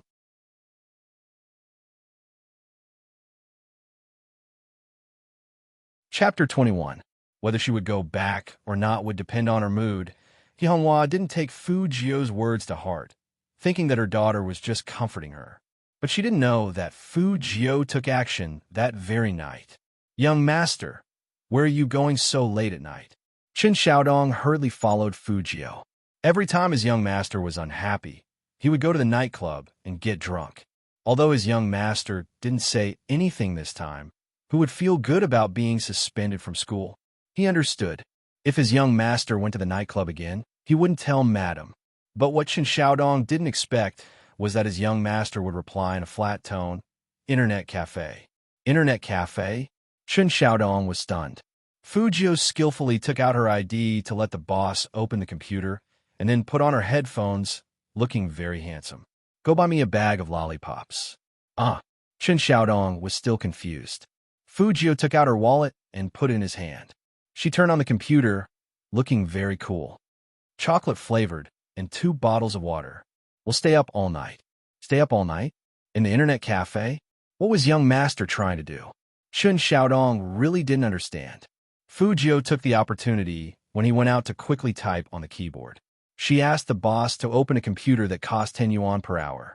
Many people didn't know that sometimes the computers in internet cafes that were specially used for playing games had very high specs. With the computer running as the foundation, Fu Jio only took 10 seconds to hack into the school's network. All the staff information appeared on her screen in an instant. She used the search engine and locked onto Director Zhang. She quickly changed the game, and her fingers nimbly typed on the keyboard. Using her own computer as the host computer, she used the powerful network to control the entire internet cafe. She even controlled the computers in more than 10 internet cafes at the same time. Tens of thousands of computers were operating at the same time, and they automatically served her. She performed a powerful virtual IP filter just to find Director Zhang's network. It was also on that day. Several internet cafes' computers had the phenomenon of code jumping randomly at the same time. So much so that people stood up and began to type on the keyboard randomly. F***CK, boss, what's going on? I can't even play games. Is he poisoned? At first, the owners of the internet cafes thought that they were poisoned. They couldn't even reboot, so they quickly called the technicians to fix it. In the entire internet cafe, the only computer that was still working was Fu Jio's. Just when everyone was about to go crazy, Fu Jio appeared with her headphones on. Her side profile was as beautiful as a painting, and her silver hair fell down and covered her eyes. Only those black earrings shone coldly in the night. For such a large-scale network attack, it was necessary to avoid the network security system. Fu Jio typed on the keyboard. Her fingers were still beautiful and dazzling. She made a turn and locked Director Zhang's IP into the USB drive. Finally, all he needed to do was to insert a small virus. Bam! KO! Fu Jio narrowed her eyes and pressed the publish button. Amidst the loud noise in the internet cafe, she put on the hood of her black coat and stood up coolly. Before she left, she didn't forget to smile at the boss of the internet cafe. Boss, thanks. The owner of the internet cafe didn't have time to respond to her. He was still playing with the internet with his head down. The strange thing was that the computers were working again before the technicians arrived. What the hell?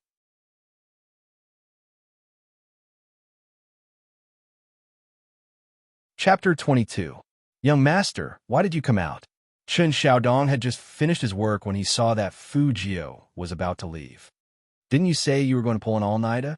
Fu Jio played with the USB in her palm. It doesn't work. Let's go home. Qin Xiaodong blinked and said with a serious expression, Why do I feel that young master was deliberately sending me away? Hearing that, Fu Jio looked back at him and curled up her thin lips. I didn't expect you to be so smart. Qin Xiaodong thought. Is it really okay to be so mean to him? Let's go. I'll take you to eat a bowl of noodles. Didn't you say you were hungry? Fu Jio hooked her left arm around Qin Xiaodong's neck. Qin Xiaodong was shocked and looked at Fu Jio very seriously. Young master. Fu Jio raised her eyebrows. Qin Xiaodong's face was full of seriousness. Even if young master treats me very well, I won't turn gay for young master. So, young master, don't play tricks. I won't accept unspoken rules. Fujio. Unspoken rules? Who? You? Chen Xiaodong let out a long sigh. I understand. It's easy to develop feelings after being together for too long. Moreover, after what happened to young master, it's hard not to have such thoughts. What kind of thoughts? Fu Jiu crossed her arms and looked at him, letting him continue. Although Chen Xiaodong felt a chill, for the sake of his integrity, he decided to tell the truth. Cough. It's the kind of thinking that you want to sleep with a man. Fu Jiu laughed and pulled him over again. Xiaodong.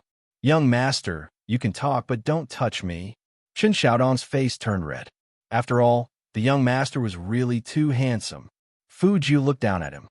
Even if I wanted to sleep with a man, do you think I would sleep with a man shorter than me? Chen Xiaodong. A critical hit that caught him off guard. Height had always been Chen Xiaodong's sore spot, but this also meant that young master really wanted to sleep with men. Chen Xiaodong suddenly remembered what Fu Jiu said before, and his heart skipped a beat. Young master wants to sleep with young master Qin. If madam knew about this, she would not be able to sleep again. In reality, the person who wasn't sleeping was Qin Mo. He sat in front of the floor-to-ceiling window, the lights of the entire city behind him. In front of him were 3 top-grade alien computers, pure mechanical keyboards, and subwoofer headphones. These 3 computers together cost about 200,000 yuan. The cat-like youngster, Coco, was sitting not far from Qin Mo. He had just finished his live broadcast with the rabbit in his arms. He didn't know if he should stay or leave. No one dared to leave without CEO Qin's permission. Coco thought for a moment and decided to remind him. Captain, it's already 11 o'clock. I think Spade Z knows we're looking for him, so he doesn't dare to go online. So, Captain, shouldn't we go to bed first? Qin Mo looked at the game interface on the screen. It showed that Spade Z had accepted his friend request. If a person was afraid of him, would they have accepted the friend request? Qin Mo coldly extinguished the cigarette in his hand in the ashtray. He only said one word, wait. Her voice was so cold that Coco shuddered and shrank back. He knew very well that this was definitely the first time a proud son of heaven like his captain had been fooled, and it was also the first time someone had hugged him. His mood right now was probably murderous. He should just be quiet. That Spade Z was so daring. He fooled the captain like that, and he still dared to accept the friend request. Was he forcing the captain to kill him?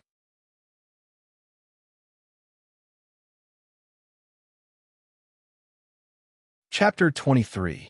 Qin Mo looked up at him, his eyes deep and special. It was obvious how important this news was to him. Fatty turned the laptop in his hand and said excitedly, CEO Qin, just now, several internet cafes in Jiang City went down at the same time. Ordinary people thought it was a coincidence, guessing that some network virus must have appeared by accident. But that's not the case. We hackers all know that viruses don't come and go so quickly. How could the virus just disappear on its own without any antivirus? This was simply a fantasy story. It's most likely that a hacker launched an attack on the network. So I investigated these internet cafes networks and indeed found a problem. They weren't poisoned, but someone activated their latent work mode. That means that tens of thousands of computers in Jiang City are all running for one person at the same time. Coco was stunned, and the rabbit in his mouth loosened. Is it that powerful? Of course. Fatty was excited. You don't even know what this means. The person who can do this is at least in the top 3 in the country's hacker world. But there's one thing that's strange. Nowadays, all big hackers have their own laptops for attacking, but the host computer he uses is in the internet cafes. This style is exactly like that Spade Z. After listening to this, Qin Mo didn't have any expression. He crossed his legs, leaned back, and raised his eyebrows. He was like an ancient emperor, noble and lazy. So, which internet cafe's computers is he using? Fatty paused and coughed twice. There are too many virtual IPs, tens of millions of them searching for something at the same time, and they're all using concealment methods. I can't find out. Hearing this, Qin Mo's eyes turned cold. Fatty immediately said, CEO Qin, this Spade Z is really powerful. I am afraid I'm not his match. As soon as he finished, Coco started to pull Fatty's sleeve, telling him to shut up. Didn't he see that Captain was still upset because he was tricked? How dare he say that he wasn't as powerful as Spade Z at this time? Are you stupid? Chinamo stood up, took the red wine glass on the table, and swirled it back and forth. The liquid in the glass was like blood with a sinister aura.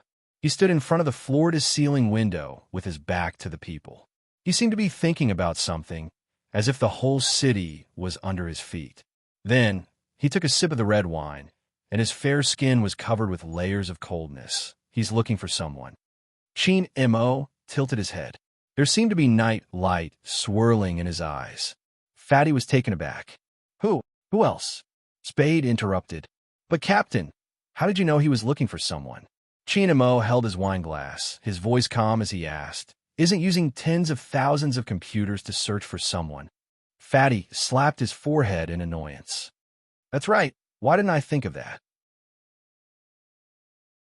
A fierce search. This person will become Spade Z's next target. Chin Mo's eyes were as cold as a lake, piercing to the bone. There will be more to this.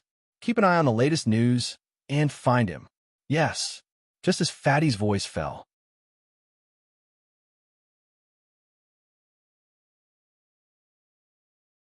Chapter 24.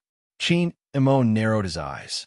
He put one hand on the table and leaned over to look at the computer. His eyes were dark. Just as he was about to do something, a line of words suddenly appeared in his friend's chat box. Spade Z. Almighty Chin, you are trying so hard to find me. Are you secretly in love with me? After seeing that sentence, the temperature around Chin Mo suddenly dropped to the extreme. Coco and Fatty's mouths were wide open. Hee. How dare he say something like that? Flirting with Captain? He was really looking for death. But they really wanted to see what would happen next. Coco bit the rabbit's ear excitedly. Chin Mo's voice was cold, and each word was bone-chilling. Turn your faces away.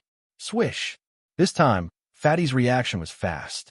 He immediately turned around, afraid that CEO would catch him looking at the screen.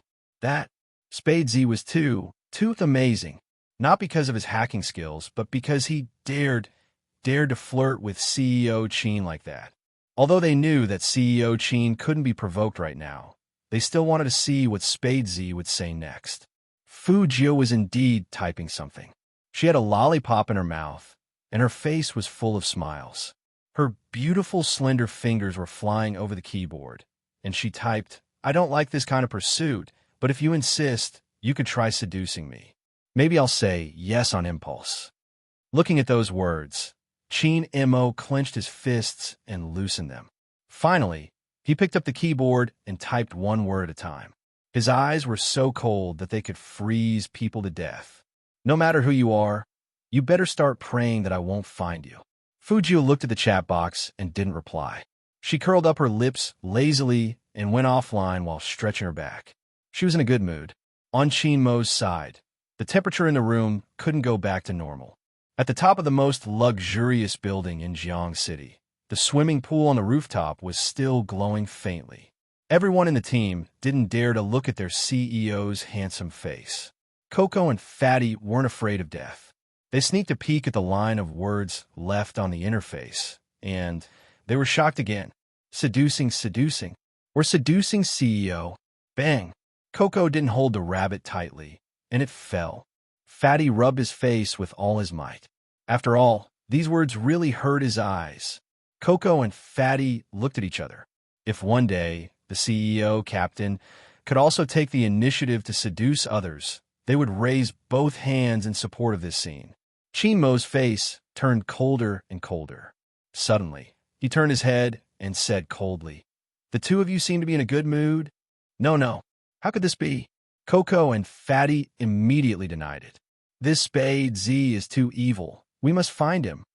In order to see more interesting things, we must find him. Chin Mo smiled again, but there was no warmth in his eyes. If you can stop smiling when you say this, it will be more convincing. At this point, he slowly said to the secretary behind him, Give the order, Coco. Fatty, ban meat for a month. Yes, President. The secretary was very competent and immediately took a pen sketch.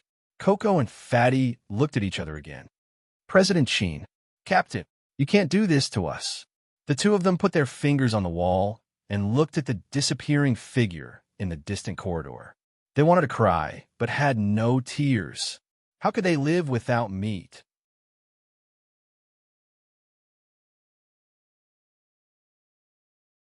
Chapter 25. The night was getting darker and darker. Just as everyone was sleeping soundly, a voice suddenly rang out. In a master bedroom on the top floor of the Fu family's building, the sound of typing could be heard. Fu Jio sat in front of the computer and successfully entered Director Zhang's phone page. There were many payment passwords left on the web page, but Fu Jio didn't touch them. Perhaps ordinary people didn't know. The real hackers wouldn't steal money from the internet. This was the principle. What Fu Jio needed was very simple. It was all in Director Zhang's daily chat records. Life is really exciting. Fu Jio listened to Director Zhang's chat records with a young woman and curled up the corner of her mouth. I wonder what his wife will do when she finds out. Fu Jio smiled. Her fingers moved and stopped on Director Zhang's message page. It clearly recorded the details of how he asked for illegal fees from the students' parents. Fu Jio took screenshots of all these things and was about to edit it into a long article. She didn't expect to receive an unexpected benefit. Director Zhang was probably too lonely, so he asked that woman to send him a photo of her sleeping. The woman agreed.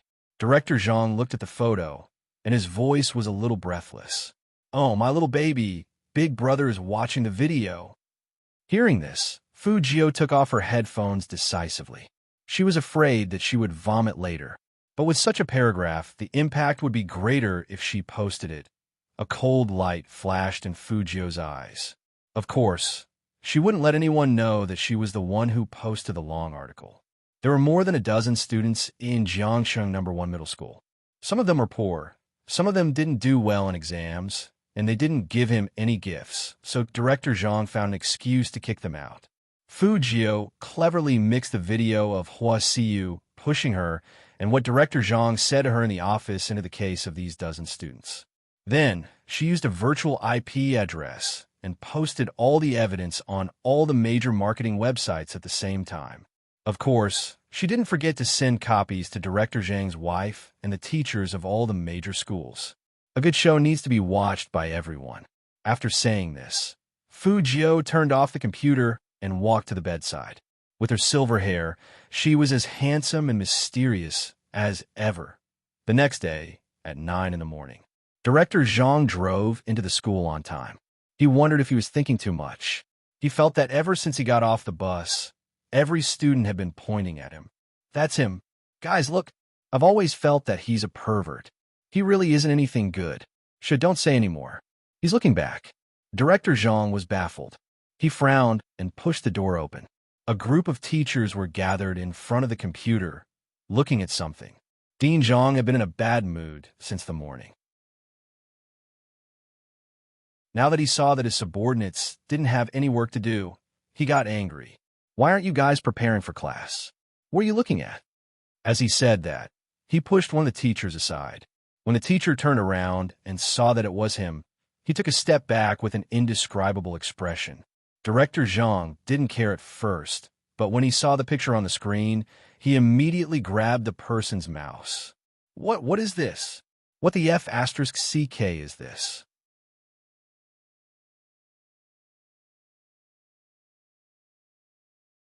Chapter 26. Slander, this is slander. Director Zhang hurriedly smashed the mouse, and it happened to hit the play button. The voice message he sent to his lover yesterday was spilled out from the computer just like that. Instantly, the whole office was filled with his heavy breathing. Director Zhang's face turned pale in an instant, and he slumped into the chair. Now, there was only one thought in his mind. It was over. His teaching career was completely over. The posts on the internet swept through all the headlines like a hurricane, causing the century-old Jiang City No. 1 Middle School to suffer unprecedented damage to its reputation. The school leaders took turns to apologize, but it wasn't enough to quell the public's anger. The school actually hired such a person as a director. What did going to school mean to the children? That was their future. For those children who shouldn't have been expelled, could a mere apology be enough to make up for it? After seeing such accusations, the school leaders of Jiang City Number 1 Middle School immediately called the students who had been expelled to apologize one by one. Some of those students had already graduated and gone to college, and some of them even directly joined the workforce because of what happened that year. Out of more than a dozen people, only 6 were still high school students. He Honghua was originally worried about her daughter, thinking about who she should find to smooth things over. When she received the apology call, she was completely dumbfounded. She asked the person on the other end of the phone in disbelief, You mean my Geo doesn't have to leave?" "That's right, Ms. He. Our school is very saddened by what happened earlier. It was Director Zhang's personal behavior that caused these misunderstandings. Please bring your children back to school on time this afternoon. In order to express our apologies, we would like Director Zhang to personally apologize to these children." At this point, no matter how good Jiang City Number 1 Middle School's PR was, it was too late to stop the situation from worsening. The best solution was to be honest. In fact, rather than saying that Jiang City Number 1 Middle School didn't do anything to save their image, it was more accurate to say that they didn't have time to do anything. Everything happened too fast and too suddenly. They could only stand up and apologize. After He Honghua hung up the phone, she was so happy that she rushed into Fu Jio's room. Gio, guess what? Your school called, and they want you to go back to school today." Mom." Fu Jio hugged the thin blanket and sat up. Her long legs were fair, and her face was beautiful. Because she had slept for a while, her silver-gray hair was messy, but it didn't affect her handsomeness at all. Instead, it made her look like a handsome young man. The way she rubbed one of her eyes looked cool and cute at the same time. Even He Honghua, his mother, couldn't help blushing. If her Jio was really a boy, who knows how many young girls would fall head over heels for him. However, girls were also pretty good. They were considerate. He Honghua said with a smile, "Quick, get up quickly. After eating, let's hurry to school." Good. Fu Jio said as she pushed He Honghua out. "Ms. He, please give me some private time to wash up. Thank you." "Oh, you." He Honghua was really happy. When she went downstairs, she was bouncing up and down. At this moment, Fu Jio seemed to have woken up. Her thin lips held a smile as she softly spat out the 2 words she often used.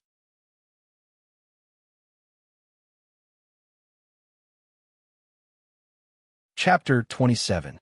In order to express their sincerity, Jiang City Number 1 Middle School invited a lot of media to the scene. Fu Jio stood in the middle, wearing a pair of faded jeans, a black belt, a t-shirt, and silver hair. She was so handsome that it made people's hearts beat faster. He Honghua stood next to her, and it was easy to see the joy on her face. In fact, this was the first time her daughter had come to their school since she entered high school. Fu Jio seemed to think of something. She twisted her ear stud with one hand and said in a low voice, "Mom, that Director Zhang will apologize to us later. Just ignore him and let me answer all his questions." Okay. He Honghua was indeed impulsive, so she naturally listened to her daughter. Fu Jio and the other 5 students sat together. The reporters were already eager to try. After all, on the internet, everyone was waiting for the follow-up of the incident at Jiang City Number 1 Middle School. Fu Jio looked at this scene calmly until Director Zhang appeared. At this moment, Director Zhang was no longer as aggressive as before. The shirt he was wearing was wrinkled, and he looked as dispirited as could be. More than that, he was unwilling to accept it. These students were clearly trash who couldn't study well. If they weren't trash, they were poor bastards. Why did he have to apologize to these people? But there had to be an end to this incident. If he didn't apologize, he wouldn't be able to survive in the future. Thinking of this, Director Zhang walked to the front of the row of students and said, "I'm sorry." Those students weren't stupid. Looking at his attitude, they knew that he didn't mean it. So no one said sorry. When Director Zhang saw them like this, he looked up and said to the reporters, "I'm sorry, I've said that too. But reporters, look at these kids. They're all so stubborn." Back then, I couldn't do anything about them. If you want to apologize, apologize honestly, Fu Jio said and interrupted him coldly. Director Zhang, what are you talking about? Director Zhang was agitated by Fu Jio's words, and he blurted out, "Shut up. If it weren't for people like your mom, who came from the countryside and tried to use her connections to stuff money into the school, would this have happened to me?" Fu Jio laughed and retorted coldly, "It seems that the school didn't call us here to apologize, but to put on a show for everyone to see, right? Otherwise, why is Director Zhang still like this?" Director Zhang really didn't expect that the trash who would wilt after just one sentence from him in the past would become so eloquent. The media captured this scene and kept pressing the shutter button. Director Zhang did not know how to do public relations, but it did not mean that the school could not. Hearing this, a school leader immediately scolded in a low voice. "You are the one who should shut up. These students are all sincerely invited by our school.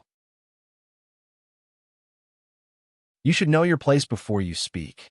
This was a warning. Director Zhang understood and lowered his head with a pale face. He clenched his fists and said to Fu Jio, "It was my fault just now. I've always been in the wrong. I'm sorry for making you lose your studies."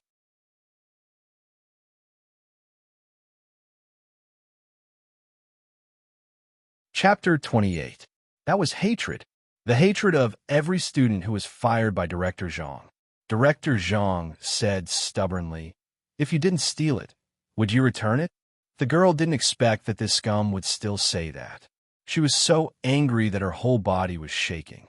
Fu Jio pressed her hand down and said faintly, "According to Director Zhang, it's better for everyone to not return the things they picked up, because if you are poor, you'll be wrongly accused of being a thief."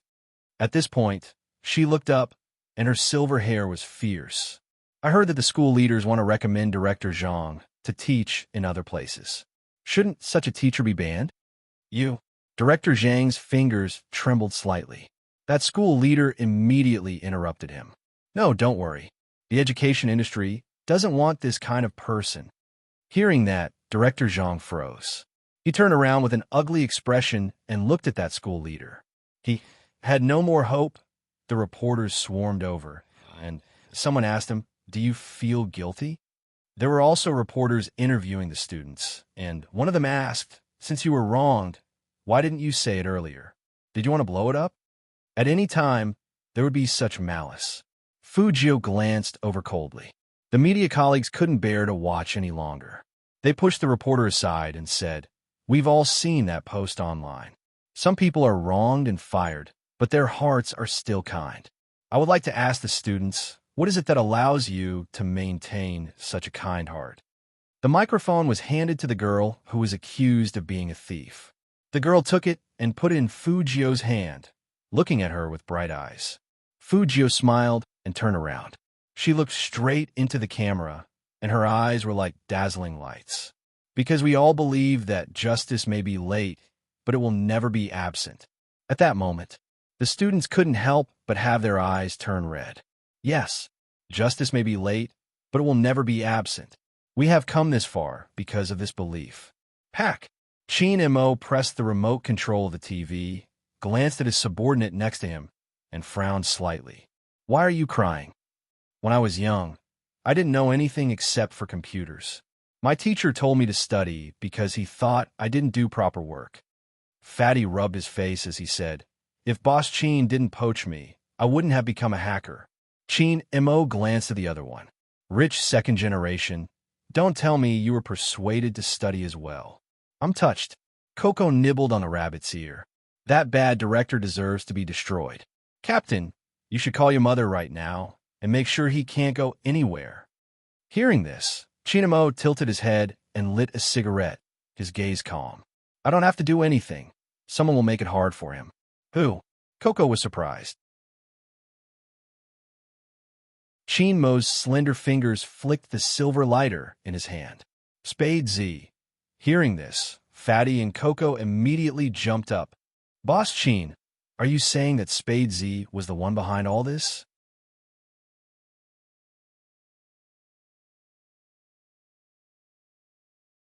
Chapter 29. Among these students, Coco and Fatty couldn't help but look at each other, their eyes filled with shock. Let's not talk about how ordinary these 6 students were. One of them was a gay who had once harassed Boss Chin. How could someone like that be Spade Z? Chin Mo glanced up. In the smoke, that handsome face was faintly discernible. Are you guys acting strange? Didn't I say before that Spade Z is a student? But how can Boss Chin be sure that Spade Z is among them? Fatty still didn't understand. Chin Mo glanced at the news page, a fatal sentence. Because only the victim would want to seek justice. Fatty paused for a moment and immediately understood. If the King of Spades was here, the range could be narrowed even more. Because only 4 of them were men. The registered account of the King of Spades didn't have a gender display either. But judging from his style of doing things, he should be a guy.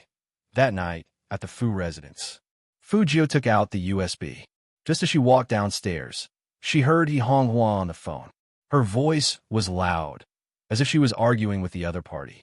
Obviously, the result was not satisfactory. Otherwise, He Honghua wouldn't have lowered her hands and stared blankly at a place. Seeing her walk down, He Honghua smiled and said, "Come on, sit down. Mom is stewing your favorite pig trotters with chili and potatoes." Madam woke up at 3 in the morning and stewed it for young master. She simmered it over a small fire. The Andy walked over with the tea. "You can eat it later. It's definitely fragrant and soft." Hearing that, Fu Jio put her arms around He Honghua's shoulders and said, "Thank you, Mom." "You child, what are you thanking me for?" He Honghua's round face blushed. "Hurry up and get up. How old are you? Why are you still hugging me?" Although he said that, he couldn't hide the happiness on his face. However, at this moment, the phone on the coffee table rang again and again, very ear-piercing. He Honghua glanced at the caller ID, and her smile faded away. She wanted to send Fu Jio away. Fu Jio was a smart person. As soon as she saw her mother's expression, she handed her a cup of tea before He Honghua could say anything. She said in a calm voice, "Mom, take it. No matter what happens, I'll be with you." Hearing her daughter's words, He Honghua felt an inexplicable sense of strength in her heart. She extended her hand and swiped the screen open. "Hey, tell them that He Honghua, have never mistreated them in the past year. Now that the esports competition is about to begin, do they have a conscience to leave just like that? 100,000 per person? Duze, you're asking for too much. Mr. He, I'm talking to you nicely. Look at you, what's with this attitude?" Duze's tone seemed to be specially used to annoy people. "Fortunately, I left early and followed Sister Ching. People from the countryside are from the countryside. How can they be so short-sighted?" President He, for the sake of my kindness, Duze, will also give you some advice. Hurry up and divorce President Fu. Do you think a fat village girl like you is worthy of fighting with Sister Ching? Pa. He Honghua hung up the phone with a heavy thud, and the phone was thrown out. Her chest was heaving up and down violently, and there were too many emotions in her eyes. Anger, sadness, and indignation. Then, she saw Fu Jio looking at her, and she immediately said, "The pig trotters in the pot should be ready. Mom will get you a bowl."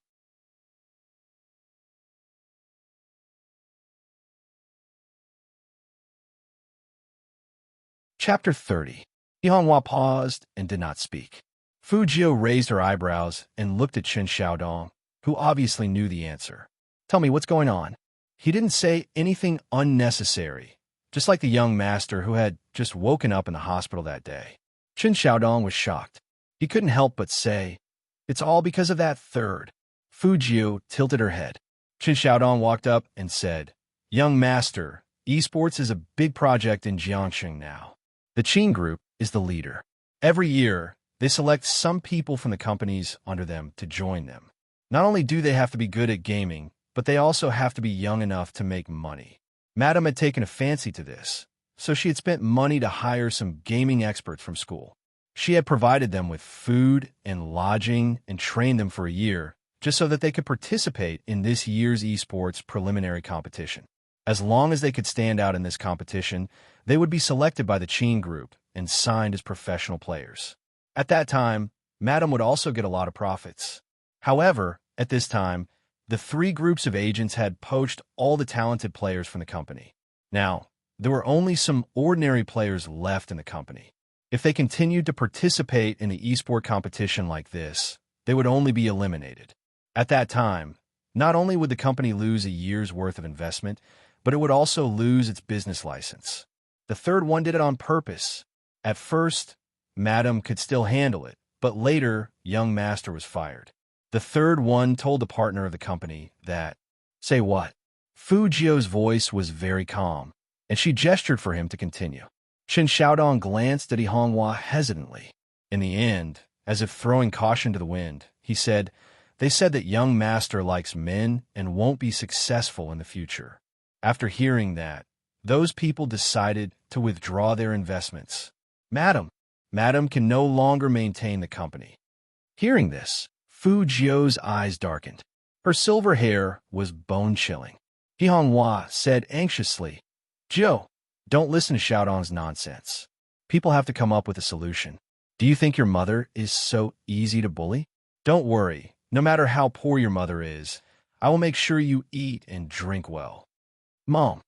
Fujio looked up and smiled. "You're wrong. I should be the one taking you to eat and drink. Isn't it just playing games?" "Me too." He Honghua smiled brightly. "I know you know how to play games. Plants vs. Zombies, right? All right, that's not what the esports competition is about. Come, let's eat first. I still need to make a trip to Hawaii City." At that time, He Honghua didn't know that Fujio really knew how to play games. After the meal, Qin Xiaodong was stopped by Fujio. "Come here." Qin Xiaodong didn't know what was going on, but when he heard his young master speak in such a lazy manner, he felt a chill run down his spine. "Young master, you call for me?" Fujio closed the esports magazine on her lap and leaned back. Her silver hair fell down, and she said with an indescribable devilish charm, "Give me the roster of the company's players."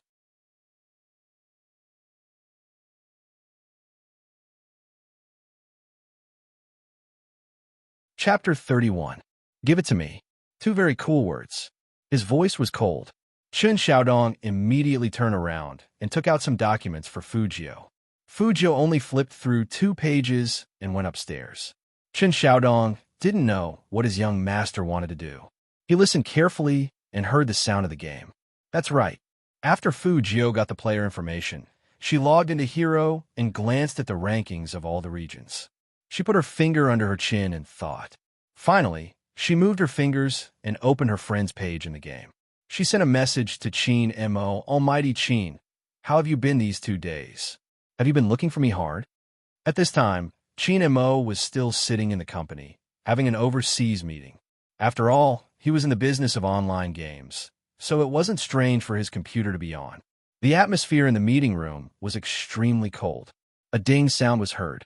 The emperor-like man sitting in the middle tilted his head, and a faint light flashed across his deep eyes. He raised his hand, signaling for the meeting to be paused. Not only were the senior executives of the group stunned by this gesture, but even the secretary behind the man was in disbelief. It was important to note that Boss Qin would never have any interruptions during a meeting. Why did he for a game? But everyone just watched as the handsome man picked up the laptop with one hand and walked out. What's going on? I don't know. There was a whisper in the meeting room. Qin Mo remained in that position, leaning against the wall and looking at the only friend in his friend's list, Spade Z. His long fingers paused for a while before he typed on the keyboard. Not really. Fujio looked at those 2 cold words and then looked at his character image. She chuckled lightly and sat on the chair with a lollipop in her mouth.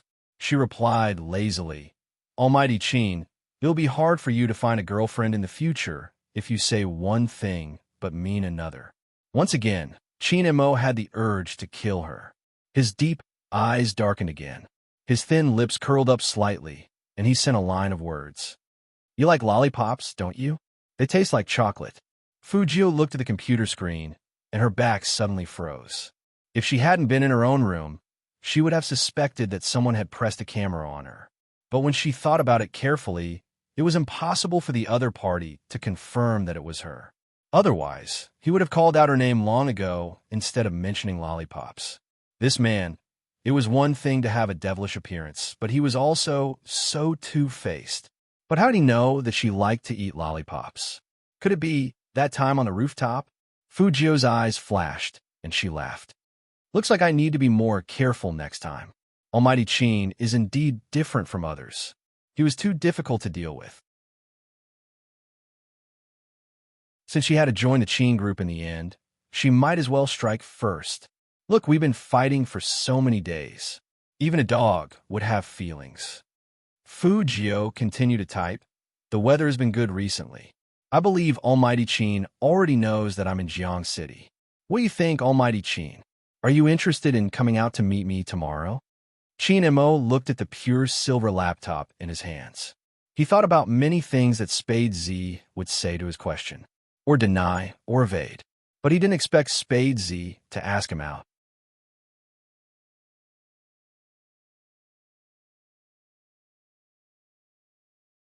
Chapter 32. Chin Mo's eyes deepened, and he didn't reply immediately. Fujio wasn't in a hurry either. She sat on the chair, put her fingers under her chin, and looked at the chat box. After about 5 seconds, finally, a word appeared on it. Okay. It was from Chin Mo. Fujio wanted to ask more, such as where to meet and how to contact him. But she was interrupted by the other party. I'm still in a meeting. We'll talk about the details later. His commanding tone was cold without the slightest bit of warmth. But he didn't forget to reply to her during the meeting.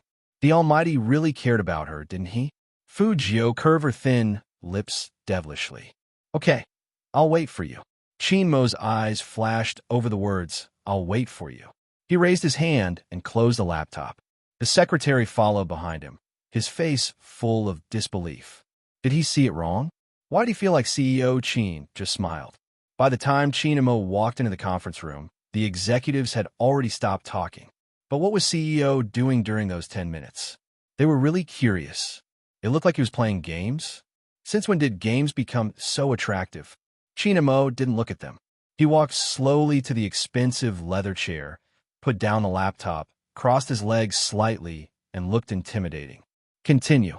His words caused the higher-ups to calm down one after another. CEO Chin, this is the esports report for this quarter. There are more than 50 companies in the city. The voices in the conference room gradually became quiet. At the Fu house, Fujio sat in front of the computer and thought about it. Meetings needed time, especially at night, so it wouldn't end so easily. She played 2 rounds of games and got the first kill. Then, she took a towel and went into the bathroom. It wouldn't be too late to talk after taking a shower. On the other side, Chin Mo opened his silver laptop again after the meeting. The secretary still stood behind him, not daring to speak or move, but he couldn't control his eyes. Although CEO was a godlike existence in esports competitions, but CEO never chatted with others in the game. Today, what the hell was going on? This was the second time. The second time he saw the CEO typing. Are you still there? This was a message from their CEO.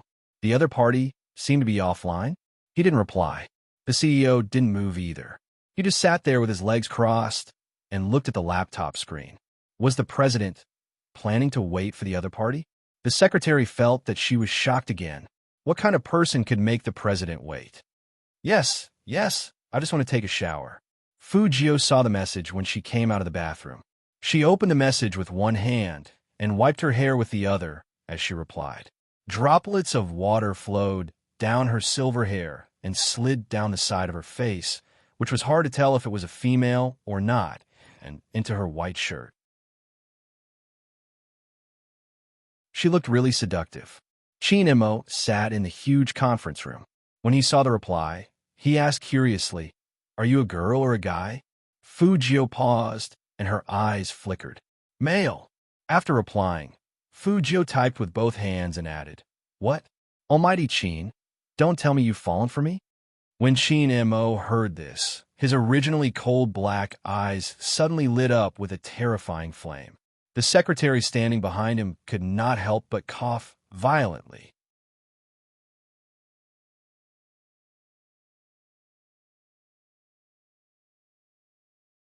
Chapter 33. This person really dared to say that. CEO wouldn't kill him out of anger, would he? Secretary Liang, who originally wanted to go home early, decided not to leave.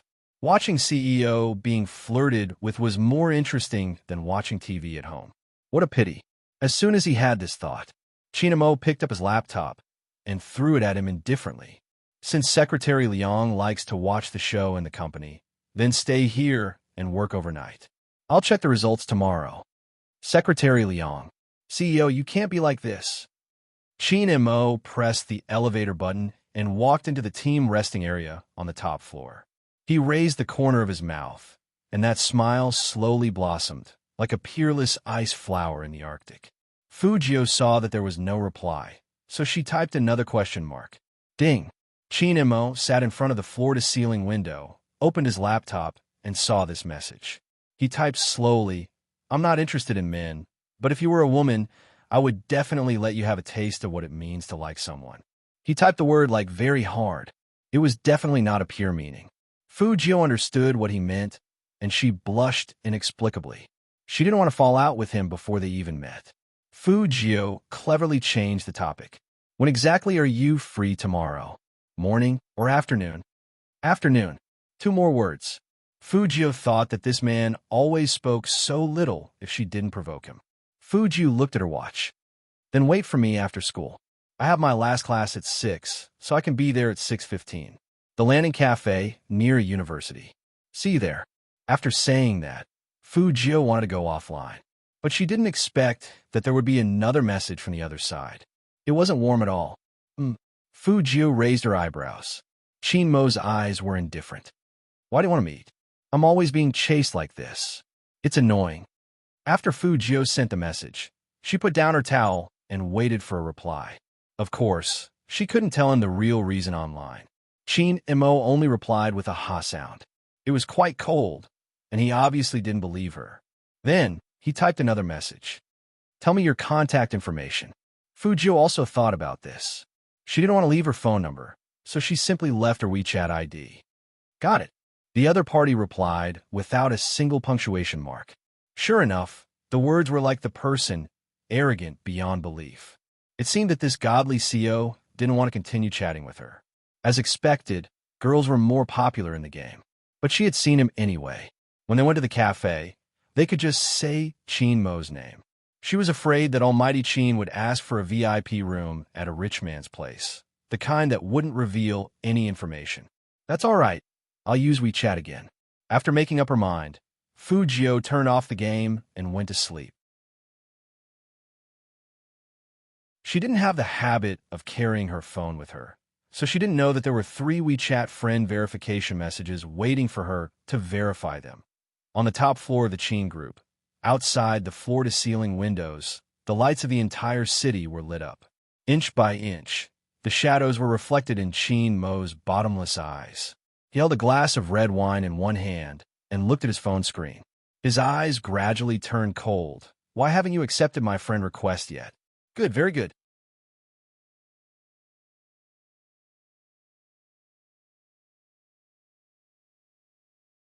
Chapter 34. The next day, Fujio took her wallet and was about to go out in her school uniform. Young master, wait. Driver Old Wong was still eating fried dough sticks.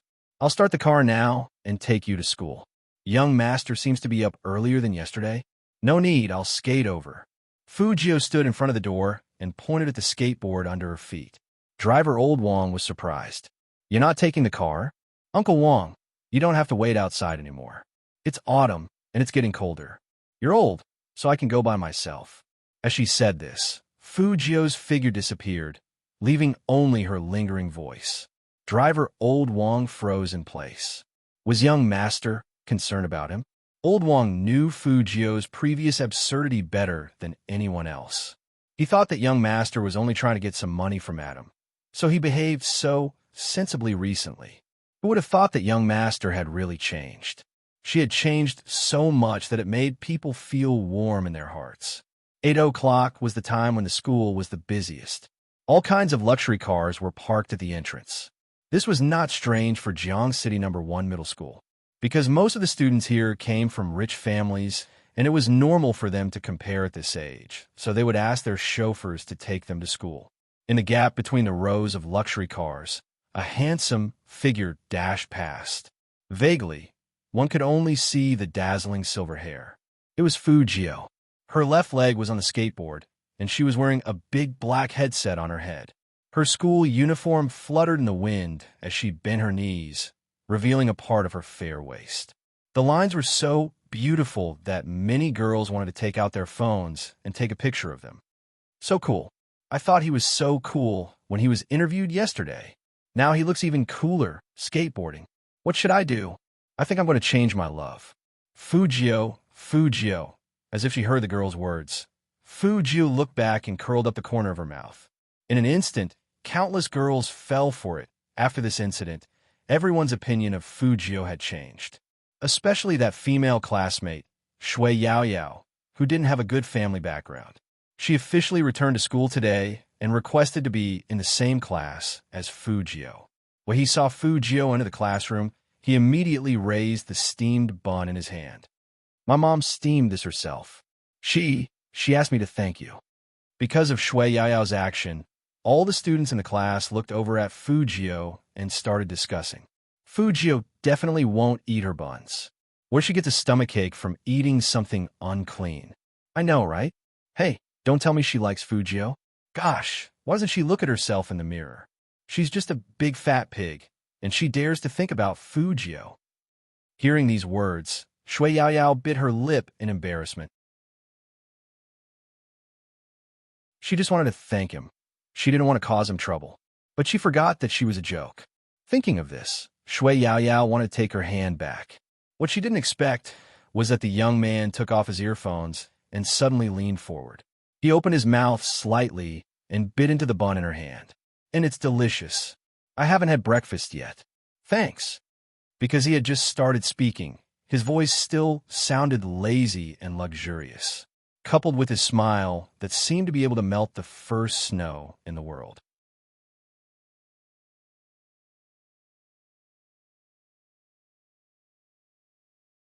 Chapter 35. At that time, Fujio didn't know. It was because of one small action of hers. From then on, Shui Yaoyao swore that she would protect this young man. Because he protected her, Fujio didn't think she had done anything that moved people. But when people expressed their gratitude, of course, she had to accept it sincerely. Although she was a person who cared about appearance, she didn't like it when people mock her appearance and body shape. What's wrong with being fat during puberty? It's normal.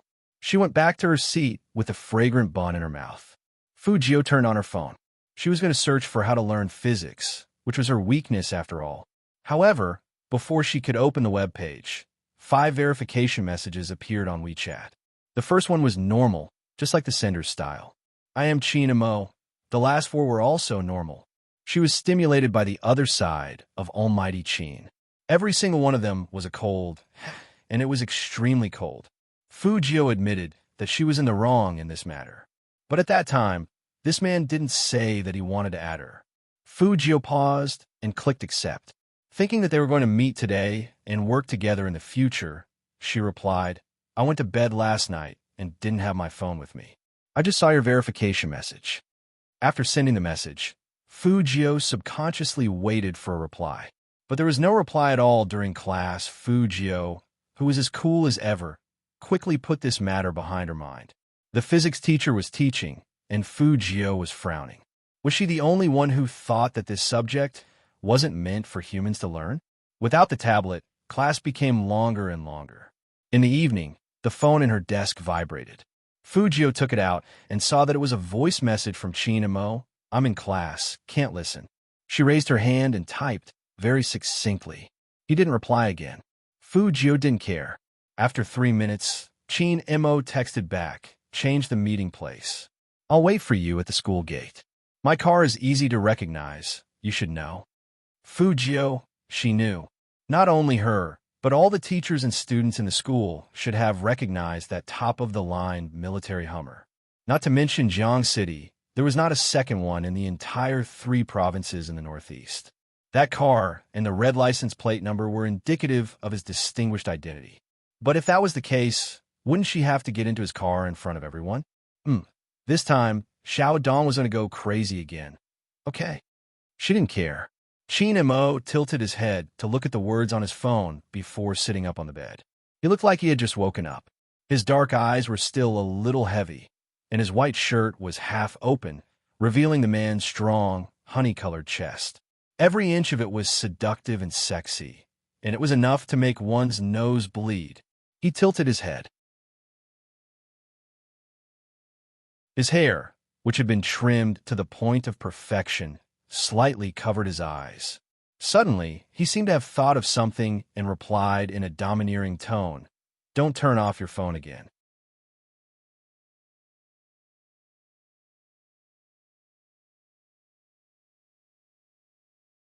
Chapter 36. Even through the screen, Fu Jio could feel how cold the man's expression was when he typed this sentence. He really couldn't turn off his phone. Turning it off would delay things. It was past 5 o'clock. The people on the top floor kept looking up at the time. Why isn't CEO Chin here yet? I think he waited for someone's WeChat for most of the night. Whose WeChat is so important? I don't know. While they were talking, the door was pulled open with a swoosh. Chin Mo walked in with his shirt half open, and his black hair was like an arrogant, ink-black night. He was so cold and cool that people instantly stopped talking. But his body was so good that many people started swallowing their saliva after taking a look. Coco came over and asked, "Captain, did you sleep here last night? Was the company too busy?" Chin Mo didn't answer him. Instead, he turned sideways and pressed the company phone on the desk. "Prepare a set of clothes for me and send them up immediately." Yes. Secretary Liang was very efficient. Chin Mo took the shirt from his hands, his fingers fiddling with the sleeves, buttoning them up one by one. Then he said slowly, "Spade Z asked to meet me." "What?" Bang! Coco and Fatty stood up from their chairs at the same time. Meeting? The kind of meeting between online gamers. This was too unreal. Could it be a trap? This guy is very sly. Coco guessed. Fatty agreed. "CEO Chin, let's bring more people. We can't let him escape this time. Do you think I wouldn't notice if it was a trap? Or?" Chin Mo looked up casually, and his eyes were cold. "Are you reminding me of the time I was tricked?" Coco and Fatty froze at the same time, and their scalps went numb. No, sob, sob, sob. The CEO is so scary today. At the same time, the last class had started. Usually, at this time, no one was in the mood to study. Everyone was looking down at the time on their phones. Fu Jio was no exception. After all, she had an appointment. The English teacher knew that they couldn't listen anymore, so he thought of a few questions to lighten the mood. Then he called Fu Jio up. "What can Deferral Doyle like? What type of girl do you like?" Everyone in the class knew that Fu Jio was always the last in the exams. He couldn't understand English at all. Although some girls were interested in this question, they knew that Fu Jio couldn't answer it. Jiang Feiyang sat next to Fu Jio, looking like he was watching a good show. Ting was anxious. She took out a pen and poked at Fu Jio's uniform from behind, writing one word on the paper, "Beautiful." As long as Fu Jio could answer with one word, she would pass. But she was afraid that Fu Jio didn't even know this word. The teacher was also looking at her. Fu Jio smiled. Her thin lips parted, and she spoke fluent English. "Do you think I don't have feelings just because I'm poor and ugly?"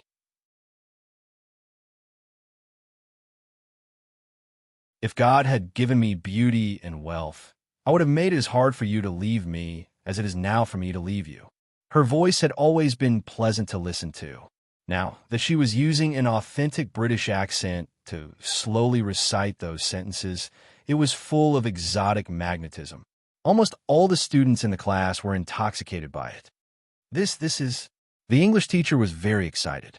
The original sentence from Jane Eyre. "It seems like the teacher likes this book very much. The heroine in the book is my type." Fu Jio was still smiling, and she winked at Ting behind her. So handsome and bewitching.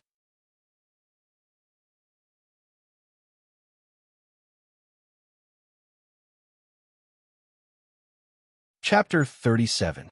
The English teacher took the lead in applauding and gave unprecedented affirmation, asking the students to learn from Fu Jio.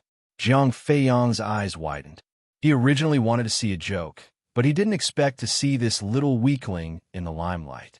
Fu Jio sat down, glanced at him from the corner of her eyes, and curled up her thin lips.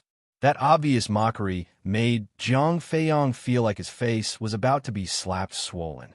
Moreover, he didn't know why, but he actually thought that Fu Jio looked good like that. Was he crazy? All right, students, this class ends here. Class dismissed. With one sentence from the English teacher, the students flooded out of the classroom. Fu Jio took her school bag and threw it behind her handsomely. She still had her skateboard under her arm, and she slowly walked into the crowd. Chun Xiaodong was already waiting at the teaching building. "Young master, where are you going?" "Wait for me." Fu Jio stopped in her tracks. Many girls looked at him with blushing faces, and they stopped as well. Chun Xiaodong paused for a moment. Did he see it wrong? Why do all these female students look so shy? "Young master." Chun Xiaodong lowered his voice. "What did you do this time? Did you hit on girls?"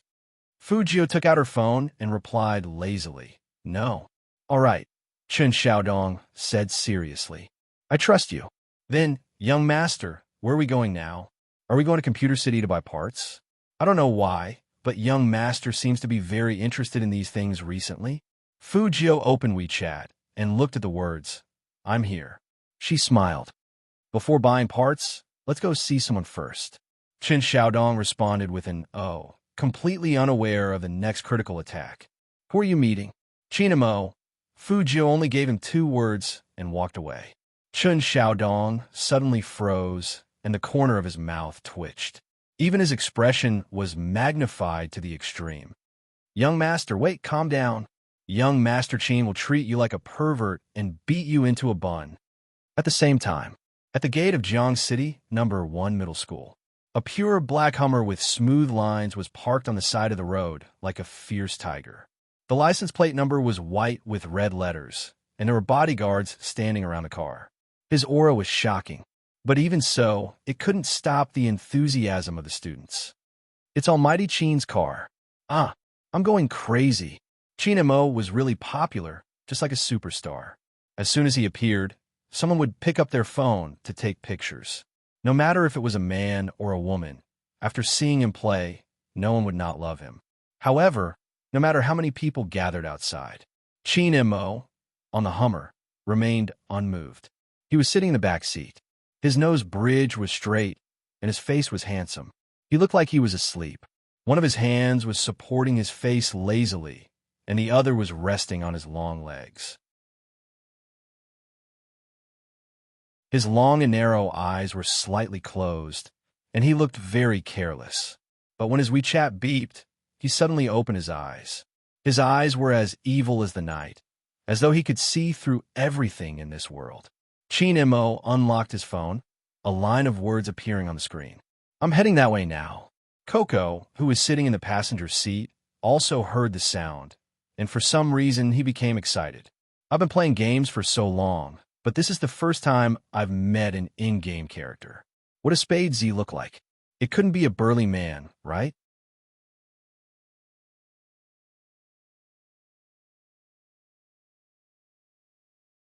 Chapter 38.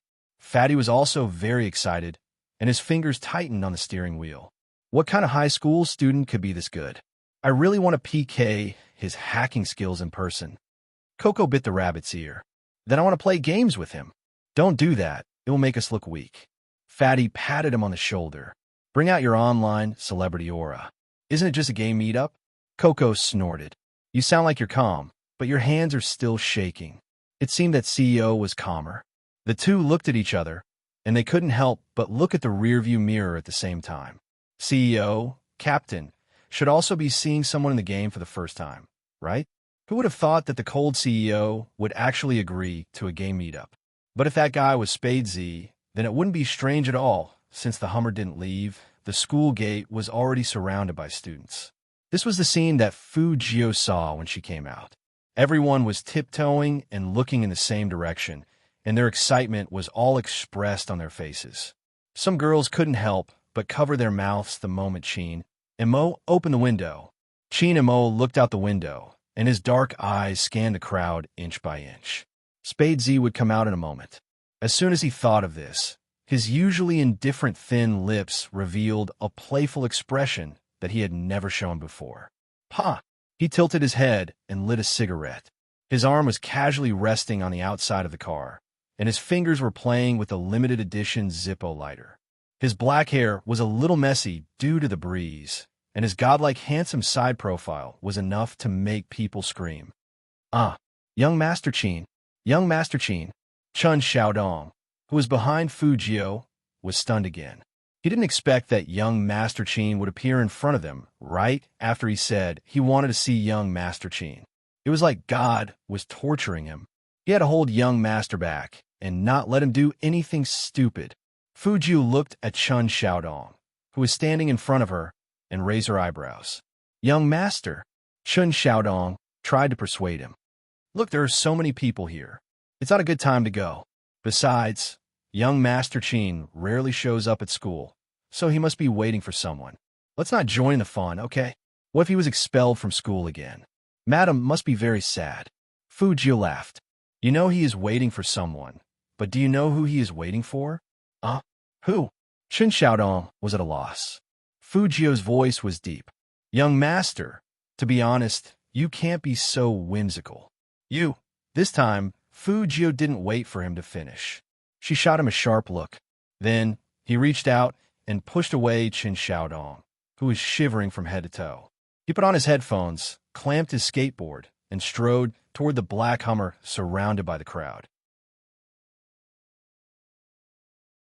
That head of silver hair, under the dim yellow light, was exceptionally dazzling. Wait, that's Fujio? Could it be that he still hasn't given up on young Master Qin?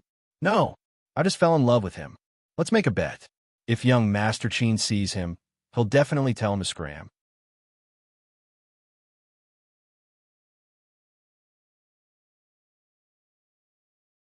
Chapter 39. It was as if she couldn't hear the discussions around her. Fujio walked straight to the front of the Hummer.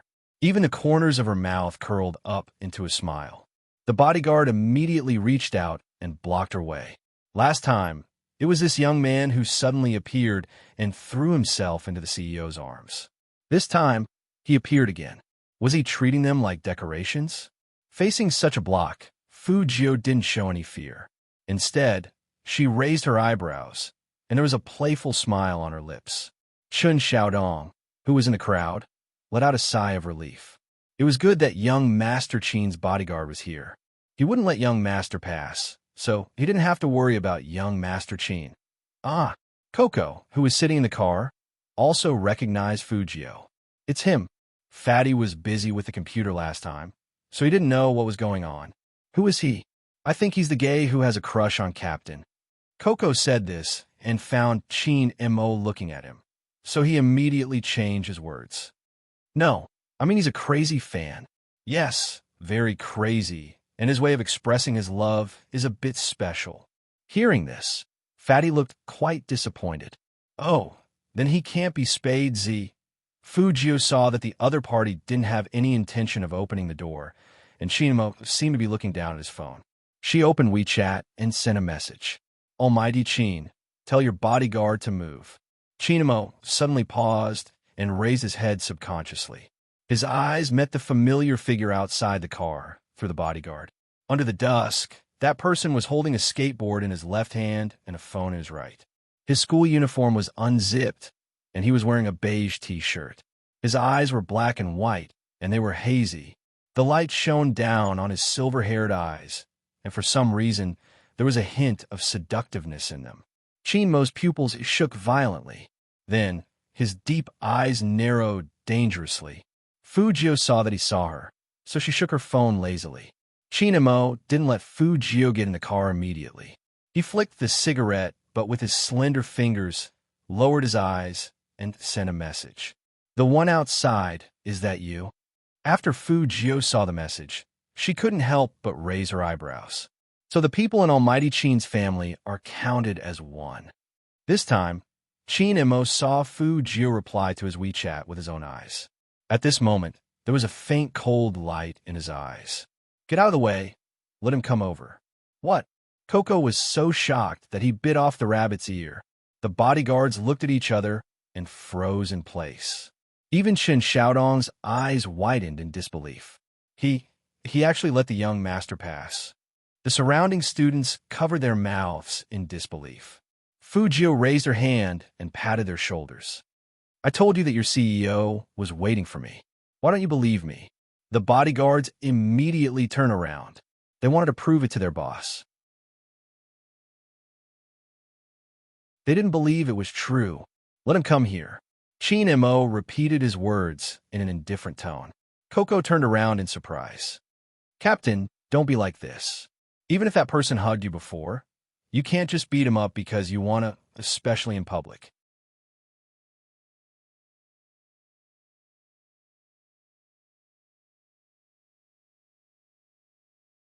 Chapter 40.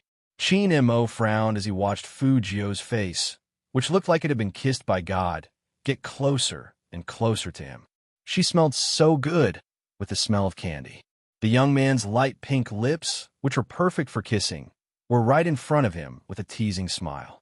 In the face of such seduction, only Qin Mo could remain noble.